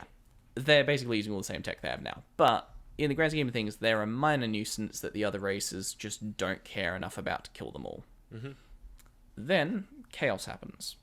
There is a massive warp event called the Age of Strife, during which the warp, the demon realm, basically kind of explodes. And during this stage, the warp becomes completely impossible to use for travel, and long-distance communication completely falls apart. In reality, there is a much greater war going on between the Chaos Demons and the Elder Races, but for humanity, it was way too small to be involved. So to humanity, all this is effectively the Dark Ages, the Space Age Dark Ages, power outage. where they had this sprawling empire of connected planets and lords and everything that all of a sudden just had a complete outage, and no one knew what was going on, no one could get anywhere, and the empire fell apart. It's like when there's a big storm going outside, but your power's out. Yep. It's like, oh fuck, my power's out. But you don't worry about the storm outside. So that completely threw, and then that meant there were people that had just settled on brand new planets that had no access to new technology. Thus Schmucks. why humans all over the universe are in completely different parts. So as this eventually came to an end, one man stood up to unite the main world, Terra, Earth, somewhere in the year 30,000-ish. He saw a reunified and safe human empire. So, his first step to that was to unify the new capital, which he did. He was a very powerful psyker with access to the warp once again. He is one of the first people to discover they could use the warp again, and that gave him a big leg up. Then he had a vision. A powerful, augmented race of humans that could be his unstoppable army to go across the stars, reunify the Imperium, and then conquer new places. That would be the Space Marines. That seems horrible. Yep. First off, he would need the leaders, the generals, and the superhero figures of his army. These would be the Primarchs. So, he went to the best possible place to go for knowledge. Can you guess what that is? Or higher. What are He you went to the fucking Chaos Gods. on about? Made an Ohio joke. And the Chaos Gods agreed to give him the secrets to genetic modification for reasons. Yeah. Don't worry about it. There's no reason they gave him this. And so You just went and began asked and the like, you know what? Fuck it. I'm feeling good today. Here you go. Ever heard the term monkey's paw, Matt? No. That's very sad. No, I know what it is. But like, usually monkey's paw is like, still you are getting wishes from like this is like directly the bad guy. You know what I mean? No, he's getting the wishes. Like, he's getting the wish. He's getting the wish that he gets genetic modification and makes his giant army. He just doesn't realize it's going to turn into the Heresy. thing that it turns into. So, this is when he began the creation of the Gene Seed, which is the foundation of Space Marines. So, Gene Seed is the colloquial term used amongst the Space Marines for the genetic material that allows for the creation of the superhuman Space Marines. The Gene Seed is definitely a catch-all term for a whole bunch of cells and organs that are added. So all of the Gene Seed was originally crafted in the 30th millennium, and the scientists of the biotechnical division in the Emperor's laboratories deep beneath the Himalayan mountains were using the genomes of the 20 Primarchs as a template, which we'll get to the Primarchs. But to talk about the Gene Seed itself, I'll start by saying the only difference between these Gene Seeds and the Primarchs is that the Primarchs are applied to a basis of kind of a mini clone of the Emperor. So they kind of get like a infant version of the Emperor and then apply this Gene Seed to them. And then kind of tweak them to make them very specific roles. Just what the Emperor wanted, baby. Well, this is when the wanted Emperor's still kids, alive. you know? He does. He wants his 20 sons to lead his army. This is what he wants. He is, in a sense, very much a Crusader-era knight that wants to go on a holy crusade to the fallen lands of Jerusalem, but it's Space Jerusalem. Mm-hmm. And he wants to bring his many sons along with him. That is his goal. This is looking more and more he wants to up and up. And he wants to reunite the Holy Empire of man. Oh, no. Yeah, great, right? Not the Holy Roman Empire. I'm going to spitfire through these organs, because there's a lot of them. So the first part of the Gene Seed, is the secondary heart. It is the least difficult of the 19 Gene Seed organ implants. It is effectively just a smaller version of a human heart that is implanted into the chest cavity and connected to the rest of the...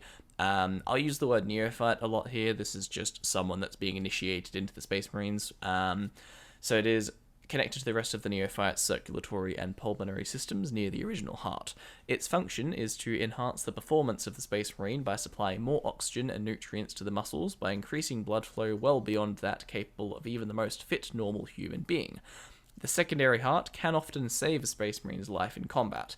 In the event of combat damage or failure of a Space Marine's original heart, the secondary heart is usually capable of pumping enough blood to keep them going until they can be treated by a field medic. Where do they keep it? Next to their other heart. That's a dumb move. Move it. Put it in Yes. in lower belly. You know what I mean? I feel like if you stabbed in the heart, it'd hit both. Once again, I'm going to keep going through these. The osmodula, also called the iron heart, is the second Gene Seed organ. This implant, surgically placed alongside the neophyte's pituitary gland at the base of the brain, it thus becomes a part of the Space Marine's endocrine system. It secretes a specially engineered form of human growth hormone. When the effects of this hormone are combined with a diet laced with microscopic ceramic-based materials, they act to synthesize the rapid growth of a Space Marine's skeletal muscular system, which results in the Space Marine's superhuman strength and massive size compared to a baseline human. Yep. They have bits of ceramic built into their muscles and bones. 2 whole years after surgery to implant the osmodula is completed, the neophyte Space Marine's skeleton will be larger and exponentially stronger than stronger than a regular human. And they will be anywhere between 7.5 feet and 8 feet tall, with the equivalent amount of muscular and skeletal mass. During this time, the rib cage will fuse into a solid mass of near bulletproof interlaced bone plates. The resulting structure protects the Space Marine's internal organs from damage in the way a normal human skeleton never could, but it does have the price of making it extraordinarily difficult for a medic to perform surgery on a Space Marine's body cavity. Doesn't make sense. They have to really get in there. I love how they're just very big boys now. I know, right? They are just absolute space chads, and I hate it. So Bioscopia, also called the Forge of Strength, is the third one. It enhances a Space Marine's physical combat ability and survivability to superhuman levels should he live to become a full Space Marine of a chapter. This organ is implanted into the chest cavity. It is a small, approximately spherical, and like the Osmodular, its primary action is hormonal. The presence of the Bioscopia stimulates muscle growth throughout the body, greatly increasing their physical strength. Bit of a boring one, whatever. The next one is called the Blood Maker. It is the fourth gene seed. Once implanted into the main blood vessel, like the aorta, the femoral artery, or the vena cava, the Blood Maker alters Astartes Space Marines' blood biochemical composition to carry oxygen and nutrients much more efficiently. Let's go. Makes sense, right? Blood maker makes blood. I'm on things board, in. baby. Yep. Next one is the Larraman's organ, also called the Healer. Wonder what this one does. Shaped like the human liver, but only the size of a golf ball, this gene seed organ is placed within the chest cavity for some reason. Why not, right? And manufactures the synthetic biological cells known as Larraman cells that were named after one of the researchers in the Emperor's original gene teams, because why not? I'm glad that these one of the original biosynthetic- ones made them bigger because they wouldn't have enough space to put all this shit otherwise. Correct.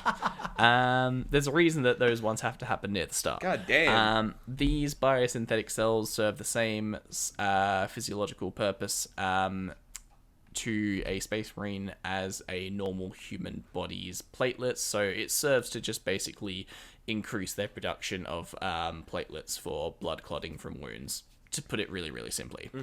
The next one is the Catalaspian node, also called the Unsleeping. So this one is implanted into the back of the cerebrum, just above the brainstem. When deprived of sleep for a long period of time, the Catalaspian node cuts in upon detecting a rise of the Space Marine's stress and fatigue hormones. This allows them to consciously switch off sections of the brain sequentially while remaining awake and alert. This ability comes at a price, as prolonged use of this ability can be hazardous, possibly inducing hallucinations or even psychosis. This implant bears a resemblance, I know, right? Bears resemblance to ancient scientific theory as to how cetaceans. Wow. Crustaceans? Words. No. Dolphins, mammals. Yeah. Sleep, shut it, because there's mammals in our world that sleep, shutting off parts of their brain at a time. Yeah, That's the sharks do idea that. of this. Yeah.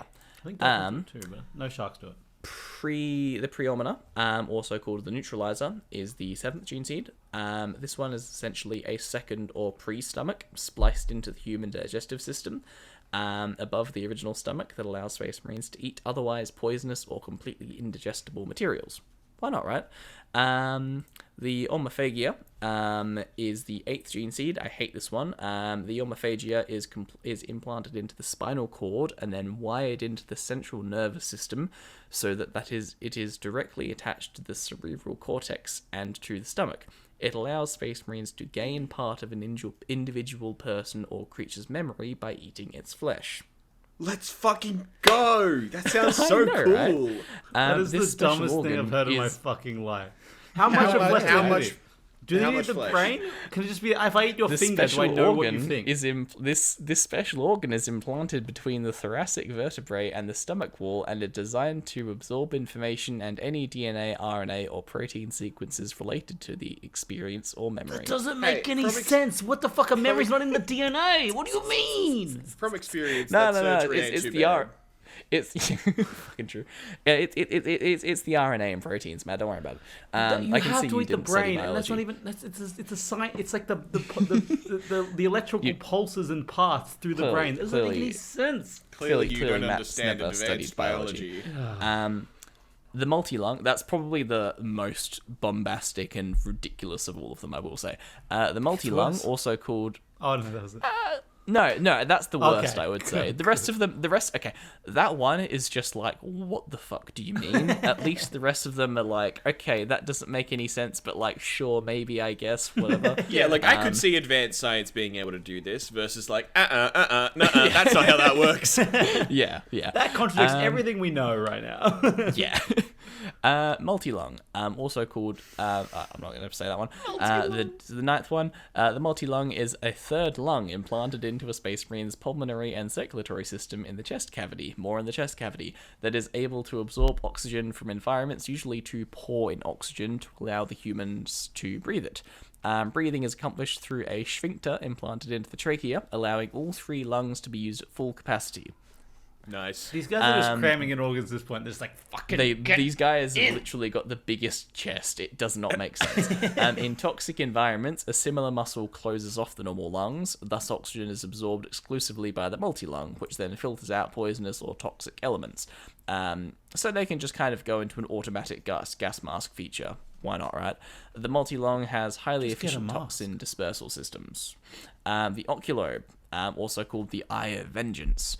This implant sits at the base of the brain after being implanted along the optic nerve and is connected to the retina, and provides hormonal and genetic stimuli which enable a Space Marine's eye to see in incredibly low light and near darkness. It's better vision. Not a fan of that. That doesn't make sense.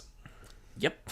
I was gonna say, Lyman's it's ear, also called the Sentinel. Not only does this implants improved inner ear structure make a Space Marine immune to dizziness or motion sickness, but allows Space Marines to consciously filter out and greatly enhance certain sounds over the capabilities of normal human hearing. They get active noise control. Hell yeah. That new headphone feature, but it's built into your ear. It's what I'm looking forward to when I become old, where I have hearing aids and just turn them off. I'm just like, exactly. You annoy me. I'm not listening to this. I have AirPods and they're so good. You can just like zoom out of the world. But I do like. You don't need AirPods to do that, man. Yeah, it's true. The retina thing. That's not. That's not how eyes work. They're built different. Don't worry about it. Built different. Like if they replaced their eyes, if they took out their eyes and put new ones in, I can get it. But like The next one. The next one, guys, gonna love. The sus and the membrane. Sus. what the fuck? That is the only reason you'll like it. It is also called the hibernator. It is initially implanted into the neophyte's cranium. This membrane is eventually merges with the recipient's cerebrum, becoming a full part of their neural architecture. Nice. The organ's functions are ineffective without follow-up chemical therapy and training by the apothecaries, but with sufficient practice and instruction, a Space Marine can use this implant to basically put themselves into a coma. So if they are suffered enough wounds, they can kind of just command their sus and membrane to put them into a coma so the medics can get to them. That's great. Emergency shutdown feature. Emergency shutdown, yeah. What's that? It's like you're going to a big enough sleep that they think you're dead, and then you'll just recover later. You know? Yep. Yeah. Next one, melanchrome. Melanchrome is also called the skin shield. This hormonal implant is attached to the human lymphatic system and controls the amount of melanin in a Space Marine's skin. Exposure to high levels of sunlight will result in a Space Marine's skin naturally darkening to compensate. It also protects the Space Marine from other forms of electromagnetic radiation. Different levels of radiation cause variations of skin color from different chapters due to mutations in their gene seed based on planets they grew up on. So their skin color will just kind of change depending on their surroundings. That's incredible. The Space Marines may be racist, but they're not racist. Exactly. It's like they're not racist at all, but fuck those aliens. We've gone past racist. We're specious now.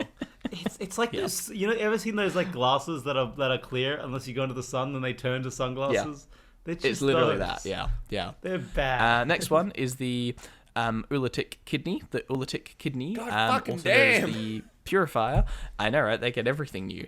It is implanted within replace a them at new this point. Space Marine's abdominal cavity and becomes part of the Space Marine's excretory system, an emergency detoxification organ that allows a Space Marine to survive exposure through the respiration, tactile contact. Basically, this is a thing to get rid of poison and toxins. They already have one of those. The multi-lung already does that. This does even more though. The Backup neuroglottis, systems, guy. Backup is systems. the 15th. It is implanted within a Space Marine's upper nasal passages, and after its functioning, chewing, tasting, or smelling a substance, Space Marine can biochemically test it for toxicity and nutritional content, essentially determining if a substance is edible or poisonous. Let me analyze this. The murachnoid, also called the Weaver, is implanted within the central nervous system and responds to specific chemical stimuli in the environment, causing the Space Marine to secrete a waxy protein substance similar to mucus through his pores that seals his skin. The next one is the one that I fucking hate. The Betcher's gland, also known as the poisonous bite, is the 17th, consisting of two small glands that are implanted into multiple locations. At this point, they're just like, They are. No, let's fucking add a fucking What the fuck poisonous else can we bite, give these baby. guys? But don't be mutants, though, that are implanted into multiple locations inside their mouth, including the inside of the lower lip, in the salivary glands, or in the hard palate. These two glands, working in tandem, transform their saliva into a corrosive, blinding acid when consciously triggered. This allows a Space Marine to spit a wad of corrosive acid with the effect of blinding, wounding, or even killing an enemy. Delightful. I'm doing a lot of shoulder shrugging for people that don't have the video.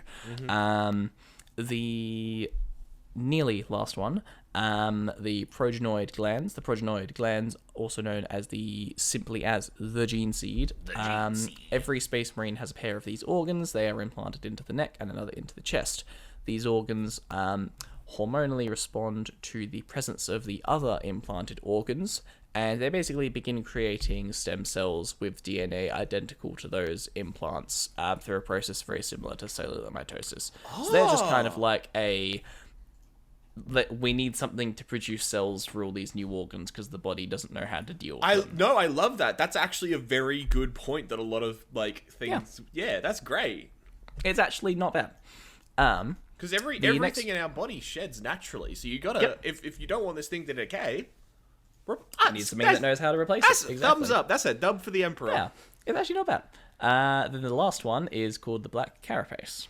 Also known as the interface, it is the last and one of the most important of all the gene seed implants a Space Marine neophyte will receive. It is effectively a neuroreactive black organic fibrous material that is implanted directly under the skin of their torso. Points are then cut through the carapace by an apothecary using surgical tools that allow Space Marines to directly interface through their central nervous system into their power armor. Win. So it's basically just like it's basically making them into mini cyborgs. They can like mind face with the. It's kind of like the Pacific Rim where they go into it and they gotta wield the thing and it gotta. It's like the Matrix. Exactly. They got the plugs in them. Yeah. Exactly. All I'm hearing, all of this just being like that. You know the movie Robots, where the guy's like upgrades, baby, upgrades. Yeah, very much. They do occasionally add new features as well, which is kind of funny. On to the last segment, the Primarchs. Yep. So, the Primarchs were the 20 genetically engineered transhuman sons of the Emperor of Mankind, created in the late 30th millennium. They were intended to be the immortal and superhuman generals and proconsuls who would command the Emperor's great crusade to reunite the scattered human race beneath his leadership. The genomes later served as the genetic templates from which he crafted his 20 Space Marine legions. So, the Primarchs were bred to be the perfect generals, warriors, and statesmen, larger, stronger, faster, and smarter than anyone could possibly hope to be.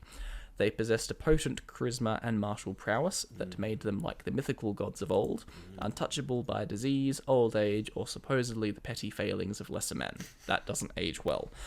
Each embodied an aspect of war. One was the greatest strategist ever known, another was the personification of the terror war, a third was a master of psychic powers, a fourth was a great practitioner of the arts of fortification, and so on. They each served a very direct purpose. How did they the How Primarchs do they do that? Like, they're all the exact same. Genetically, they're the exact same. genetic modification. So they did. What's different about them then?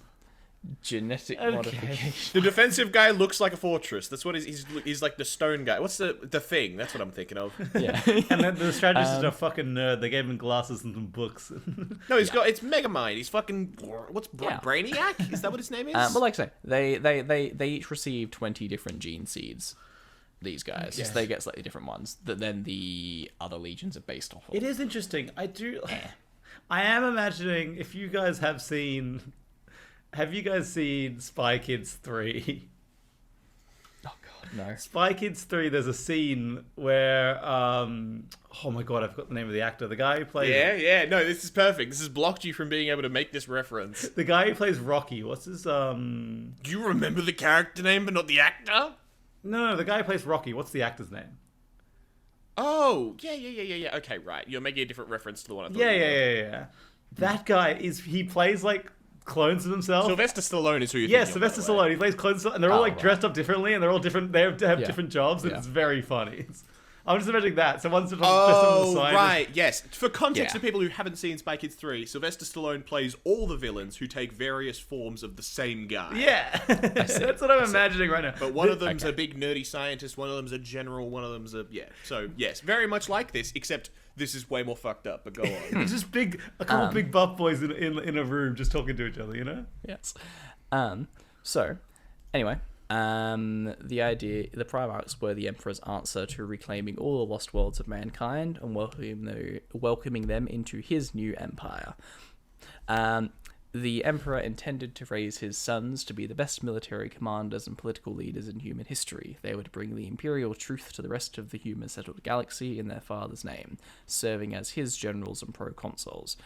But we will talk in a very, very generalized way here about the legions themselves and their Primarchs. It's kind of contentious for some, but there's a little bit of a... We don't know specifically which Primarch was meant to do every individual thing. So it's a little bit contentious with some of them, but this is a fairly commonly agreed on take for most of them. Okay. So, the Dark Angels. Their tactical specialization was multiple forces and multiple specializations. So they have different wings, so they'll have like a fast-moving unit. They're all about like very specialized forces to do a very particular task, kind of like the special forces, I guess, in that sense. Their Primarch was an absolute fucking chad of a man called Lionel Johnson, and he is a bit obsessed with lions. Actually, I may have to... I had a thing later in the script I may actually have to move up now, because it's going to make no sense if I say it later.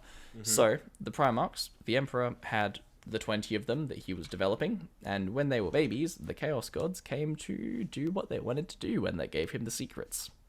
And they kidnapped all 20 of them. Well, if it isn't just the consequences of my own actions coming to bite me in the ass. Coming back to bite me, yeah. And the 20 Primarchs were scattered throughout the universe, landing on random human-colonized planets as babies. Great. Yeah. That's a Superman origin story right there. Legit. So the Dark Angels are the first chapter. Their boss, Lionel Johnson, the planet that he landed on was a very medieval jungle-esque planet, and you'll see a very recurring theme where these guys, no matter where they land, they kind of end up making themselves into great leaders of this kingdom. You say babies. Mm-hmm. Are you implying that they had all those fucking organs put in them as infants? Oh, He's a very big baby guy. It's a big baby. It's a big The baby. Primarchs, well, not quite literal time, maybe more like toddlers by this point, but still. Still less than like 10, presumably. He's a big baby. As a big baby. Yeah, look. So Lionel Johnson, so that's kind of their focus. He ends up being really kind of like the Knights. He kind of makes the Knights Templars on his planet and becomes like a King Arthur-like figure that he then bases his legion around. So the thing we'll talk about with him now, so he's one of the first ones that gets discovered. And basically, the Emperor, after he loses his Primarchs, he gets the basic beta Space Marines and just starts his conquest with them, hoping to find the Primarchs as he goes. And it turns into a little bit of a fetch quest where he discovers them. And as he finds each one of them, he goes, I am your father. You are my son. Here is your army that I have built for you. Serve me. And yeah, there's a whole bunch of fun stories where he like has to convince each of them individually why they should join him. But He throws the old Vader at him. Yeah, Join me like I and we say, can that's a little rule bit the out of scope in galaxy this as episode. father and son. So we are going to skip right from 1 to 3. 3 is the Emperor's Children. Their whole thing is perfection, and they are very perfect. Their whole thing is direct assault. They were dedicated to perfect combined arms, kind of like a World War II German-esque blitzkrieg tactic, that sort of thing.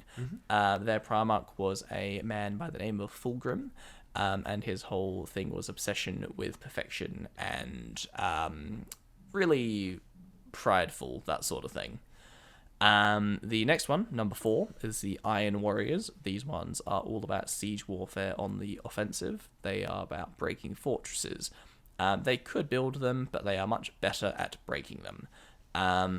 Their Primarch is a man named Perturabo, who is the master of siege. It is also explained in one of his private books that one of the reasons why the Iron Warriors campaigns and why they sustain more losses than other legions is that the Emperor generally chooses them for very difficult missions. And Perturabo embodies tenacity in this aspect. Yes, He's not his father's favorite. I can see that. he is not his father's favorite. Also, no, I was gonna say. So did these guys? Cause they seem to have like kind of found their thing before they even got to their dad. Maybe that's in the genetics. That was kind of like they were instinctively doing these things. Did their father, when Very they made him, much so. went like, "Nah, that's actually not what I planned for you. You got to be doing this instead," or was it more like just let? There's a little bit of happy middle ground where he goes, "Oh, you've become that. I always thought you'd be that, but let's maybe make you that." He's like, They're just fucking around with hormones. They're just pressing the sliders up and down and going, yeah, it looks right, ship it. it's like saying, "Well, I wanted you to be a doctor, but you kind of want to be an artist. How about we settle for like a Music software therapist." designer? You know, Yeah. somewhere in the middle. You're doing some art stuff, but you actually have money." Yeah. Yeah, exactly. So the next one is the White Scars. They are the 5th Legion. Their whole specialty is mobile hit-and-run warfare and mounted combat. What are you mounting? Jakati- They got fucking big Well, robot boys. Jakati Khan is the Primarch of this legion, and the Great Khan, he is called. He is all about freedom and independence more than anything. And he ultimately rose to power in a world that's a very, very medieval pike warfare sort of world, and he joined a group of people that were exiled and picked on by the nobility of this world, and he ended up becoming a mounted leader with like this horse army behind him and kind of getting rid of the nobility on this world. And then the Emperor rocked up with all his spaceships and was like, "Oh, so do you guys want to trade your horses for motorbikes?" And that's what they did. Of course he fucking did. Hey, out of interest, do they have, like, I know they put like 20 organs in there. I assume that they did, but they put a tracker in there, right? They're not just like being like, general vibes off this planet. No? They're so fucking No? dumb. Sorry, you land Well, on we the didn't planet. know they were going to get kidnapped, did he? Yeah, No, he's but also at the same time, like, he's landing on the planet and looking around and being like, damn, nobility over here, there's the thing. Oh, there's an oppressed gang. Oh, that guy on the horse? Really? Alright, sure. Fortunately, they kind of make a lot of noise wherever they land. Okay. What sort of the next fucking one- horse can this guy can carry this man? I need to see this horse. Well, he's quite young when he conquers the world. So. He's on the biggest horse he can find. He's like 10. He's actually the only thing he can carry him. I mean, legit though. But the next one is the Space Wolves. They are all about shock assault and just complete total war. They're also kind of seen as the Emperor's kill switch to an extent. So Lehman Russ is their Primarch, and he is known as the Emperor's Executioner. In addition to being tasked of punishing some of the other legions and Primarchs punishing some of the other Primarchs when they misbehave, it is potentially hinted that the reason why we do not have a 2nd and 11th Legion, you may have noticed I skipped over them, is because Leoben Russ was asked to execute them at some point in his life. So that's one of the great mysteries of Warhammer, that we don't really know what happened to those legions that are missing. Anyway, so he is all about rage and the warrior. So the Space Wolves are very much like Space Vikings, to put it really, really simply. He kind of crash lands on this icy world, gets raised by a pack of wolves, and then these people come and murder the wolves, and then he goes crazy and kills them all, and then he protects the last 2 wolf cubs, and they become like his eternal companions. He makes them into immortals. Don't worry about it. Can I point out, though, that the feral child archetype is usually like a scrungly little fucking guy who's like been running with the wolves. You see the wolves come out, and this fucking Chad alpha child fucking ripped as hell just walks out. I'm fine, don't worry about it. Also, I love it. There's just fucking space wolves on this alien planet. Did they introduce them? Did they already be here? Space wolves, baby. They're big wolves. Don't worry Space about it. wolves. Hey, your next Green one. Lantern episode had fucking space eagles and shit. Yeah, but that was a cosmic fucking being, you know? Oh, yeah, it's a cosmic being. Next one is the Imperial Fists. They are all about siege warfare on the defensive. Holding and building fortifications. Basically the polar opposite of the Iron Warriors. A lovely man named Rogel Dawn is the master of fortifications and defense. This includes planning before a battle. Rogel is known to be a stern man who embodies rigor and preparation. When the Emperor finds him, he's already established his own empire with like 2 galaxies under its not galaxies, 2 solar systems under its control. And then the Emperor finds him and goes, "I'm your dad," and he goes, "I know," and then they become best mates. Nice. True story. That's kind of cute. Hey, Iron It's Warriors, kinda Iron Warriors versus these guys. Who wins? Yeah, we'll find Unstoppable out. force, immovable object. These guys. We'll get into it. Nice. The Night Lords are the next one. These are the awful people. They are terror tactics. They are all about scaring the enemy so badly they don't even want to fight. Conrad Kurz is their Primarch. He's a bit crazy. He has a little bit of divination to him. sounds We like aren't fucking quite sure Batman. why. Yes. And look, it's believed that he was kind of going to be the assassin / terror warfare expert of the Emperor, but he ends up growing up on a crime world and kind of becomes a little bit of a Batman-like figure, except a lot more bloody. Think like Vlad the Impaler meets Batman. That's kind of this guy. Nice. Great. So instead of just simply going out and seeking justice for himself, he'll do it by killing a crime lord and like skinning him and leaving his skin out for the whole city to see, that sort of thing, you know? That's a win. Anyway, the Emperor finds him and is like, "Oh my god, you're my son." The next one is the Blood Angels. They are all about shock assault and aerial combat. They were considered masters of the jetpack and planes, basically. More than any Primarch, we have Sanguinius, and he is the one that really represents perfection and charisma. He encouraged Blood Angels to study arts, and as the Emperor is an idealization of mankind. He also has angel wings. Okay. Because I was laughing just then because I was considering to myself my argument about the hormones. Like, yeah, logically, if you have gotten to such an advanced civilization, you could figure out what hormones make people want to be aggressive or warfare based, but defensively. Like, hypothetically, maybe you could figure that out. What fucking hormone dictates I want to fly? But giving him wings usually would probably do the trick. It would. You didn't fucking give him wings. I love it. They got to the end. They're this like, one's- what should we make the 17th one? Fucking give him wings, baby. See what that does. I also love the idea of the Emperor getting to this planet, be like, this planet's become really strong. I bet one of my sons is here. Oh, look at the chap with the wings. That's him. That's it. That's my guy. Boy. The next one are the Iron Hands. So remember the name Iron Hands. They're all about mechanized warfare, tanks, that sort of stuff, robots, whatever. Their Primarch's name, so their Iron Hands is their legion. Their Primarch's name is Ferrus Manus, literally Iron Hand. Win. Yeah.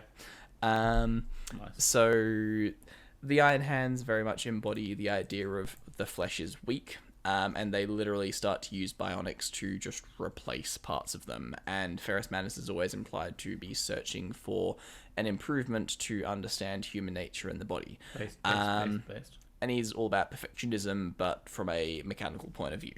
Imagine the priests don't really like that. No, they do not. The more I hear about this this emperor guy, the more I was like, originally I was like, oh, he had a terrible empire in the end, but like maybe he had a good vision in the start. No, he kind of had a shit vision at the start, and it got worse. Like, it wasn't like, it was like, okay, well, he had a good idea, and then it just got corrupted. He had a bad idea, and it got worse. It's... Pretty much. it's just like, oh, so... no. The next one is the World Eaters. So this is the 12th Legion, because we're skipping the 11th, because we don't know what happened to them. The World Eaters are the real masters of total war and shock assault. Kill them all, burn their homes, destroy their planets. They are led by Angron. Angron is an interesting figure. He landed on the planet and was quickly brought into this gladiator-style kingdom where people would just buy gladiators and fight them against each other, and he became the best in the entire scene. And he had this mentor that he fought alongside with, and then they one day said, all right, now to complete your journey to become the greatest gladiator, you must kill your mentor. And he said, no, I cannot do that. So they took this ancient artifact called the Butcher's Nails and drilled them into his brain, and then he was forced to. And the Butcher's Nails are basically a creation of the Dark Age of technology that once they're in your brain, they release dopamine upon any hint of rage in your psyche. So they basically just make him into a complete rage monster with no control. What the fuck? But, interestingly, because people always go, oh, he's like the angry one of the group. Like, yes, but the fact that he actually manages to maintain some semblance of control to himself, a lot of people think means that his whole trait was meant to be extraordinarily strong willpower and the ability to control inner rage. Because the fact that he has this literal rage-causing device in his head and still manages to be somewhat sentient most of the time is kind of crazy. It's a very good point. It's very, very Sith legend-y. You have to kill your master to become what you're Very meant to much be. so. Very But much also, so. I swear like half of when these the are just Emperor- like the ultimate destruction force. I'm just like, yeah, that was the last guy. What the fuck? Yep. When the Emperor found Angron, he just kind of led a gladiatorial uprising and was in the midst of destroying the nobility. And Yeah, that's actually a good point. If it's a gladiatorial planet, like, oh, we have a bunch of trained fighters. Oh, this can't go wrong. Yeah. Man, too angry to die, conquers entire country. No way. So the next one is the Ultramarines. They are the classic blue boys. They are mixed warfare and restoration. They were very good at repairing and restoring civilizations and planets they attacked. Robert Gilliman also is their Primarch, and he is all about embodying planning and organization. Sorry, what was and that he is first much... name? Robert. Reboot? Robert. Rabut Gilliman. Sorry, Reboot. I think technically it's Rebute Gulliman is technically it. But Hell anyway. yeah. He is also so he's all about planning and organization. And it is said that no world conquered by the Ultramarines ever revolted against the Imperium. So they are very good at establishing a good colony, basically. Nice. Getting towards the end, the Death Guard, the next one, they are chemical and biological warfare. Woohoo! War crimes. But they used bioweapons more often than chemicals. I think all of these are war crimes. Like, none of these are good. Like, none of these are not war crimes. Not too much is said about Mortarion, who is their Primarch, but he is a representative of resilience and endurance. When he is found by the Emperor, he is on a planet that has been taken over by necromancers that has got this deadly mist that kills everyone with plague, and he's resilient to the plague because of his multi-lung, and he's trying to lead an uprising against the necromancers, and then the Emperor comes down, and Mortarion says, I don't want you, you're not my real dad, to which the Emperor says, okay, tell you what, that big necromancer dude, you could never beat him in your current state. If you can go and beat him, I'll leave you alone forever. If you fail, I'll help you. He goes, he fails, the Emperor comes down and punches the dude to death for him, and then Mortarion begrudgingly comes with the Emperor, but he never really forgives him for removing his chance to kill that dude. Well, hey, my dad's stronger than your dad. Yeah, look. Next ones are the Thousand Sons. They are all about psychic warfare. So Magnus is their Primarch, and he is the most powerful psyker after the Emperor. Magnus was destined to sit upon the Golden Throne originally, and he was the one that was meant to control the warp travel, and he was going to be a bit more... He was basically meant to be the one that sat on the Golden Throne. But instead, things went wrong. He is the personification of knowledge, basically. The next one is the lunar wolves, not to be confused with the space wolves. Shut the fuck up. What? Yep. So the lunar wolves This is are okay. the This is just too direct much. head. There's they too are many of these fucks. They are. We're nearly done. They are the direct head hunting assaults. Their whole idea is a direct strike to kill the general of an army and then let the rest of the army crumble around it. They are similar to the Space Wolves, but different. The Space Wolves are all about just complete frontal assault shock warfare. These guys are all about going for the head, sort of thing. Their Primarch is a man named Horus, who is all about military leadership and charisma. Horus Slughorn, I met him. He's good. Yep. You may have heard me mention earlier the Horus Heresy. And that is Did. That's what why we're I talking know about. that name. This is Horus. We will get back to him in a sec. The next, we've got 4 more to run through real quick. So the world bearers are the next one. Much like the Ultramarines, they specialize in rebuilding destroyed planning. However, unlike the Ultramarines, they are much more religious in their approach and used to preach God Emperor propaganda. Lorgar is their Primarch, and he weirdly physically resembles the Emperor the most out of all the sons. Lorgar represents faith and devotion to a cause. At first the Emperor, later a different master. You could see where I'm going. The Salamanders, one of the last ones, they are about mechanical warfare, very similar to the Iron Hands, but more with a flamethrower and fire focus to them. Vulcan was the master of forges. He represents the knowledge of weapons. He is also, like his father before him, he is perpetual, so he doesn't die. Very nice. All of them don't die. Next. Well, the others couldn't be killed. He can't be killed. Why didn't they give it to all The of others them? I won't feel die. like that's a very key power. Because they didn't know how. They give it to one, they can give it to all of them. Yeah, but they gave The one of the next late one? ones. Yeah, they worked Second it out last. late. The Raven Guard, they are all about strike and fade and assassination, sneaking around and surprising their opponents. Corax is the master of this faction, so the Raven Guard, led by the Primarch Corvus Corax. It's literally Raven, Latin for like raven bird or some shit. Hey, but the yeah, writers of Raven. 40k are doing a very good funny. job. Don't be It's mean to funny. I'm them. saying half the foreshadowing, half the jokes you put in, I do not get. So I'll just. That's fair. I don't know Latin, I'll be honest. He is the master of stealth and guerrilla tactics. He quite literally, he kind of Jedi mind tricks people. His stealth comes from kind of like a mini Jedi mind trick in a sense where he like subconsciously, psychically makes people think he's not there. It's weird. Nice. What? So he's really good at sneaking past people, but robots he can't sneak past. It's a random fun thing that I find amusing. That's great. No, I like it. No, it's in some like I've seen it done 2 ways in different fictions. Like one is either they like subconsciously like make them look a different way when like passing them, and then like they don't think about it, but they're just looking sideways and they don't see them, or they like imagine what the hallway would look like without them, and they put that an image in their mind and just imagine they weren't there. So I think it's something like that. Yeah, would be really exactly. cool. It's really very, very good for stealth missions. Techno fantasy Exactly. fun. When the Raven Guard Primarch is found, he has just finished leading a successful miners' revolution against their oppressive slave masters and taken over control of a moon. And then he's like, well, what do I do now? And then the Emperor showed up. The last one, the 20th Legion, are the Alpha Legion. Because why not make the last one the Alpha Legion? They are all about infiltration, counter-warfare, and intelligence. They are led by Alfarius Ormagon.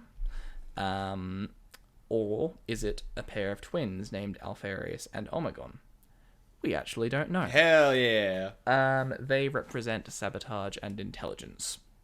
And because of this, there is kind of an ongoing meme that Alfarius doesn't actually stand out from the rest of his legion.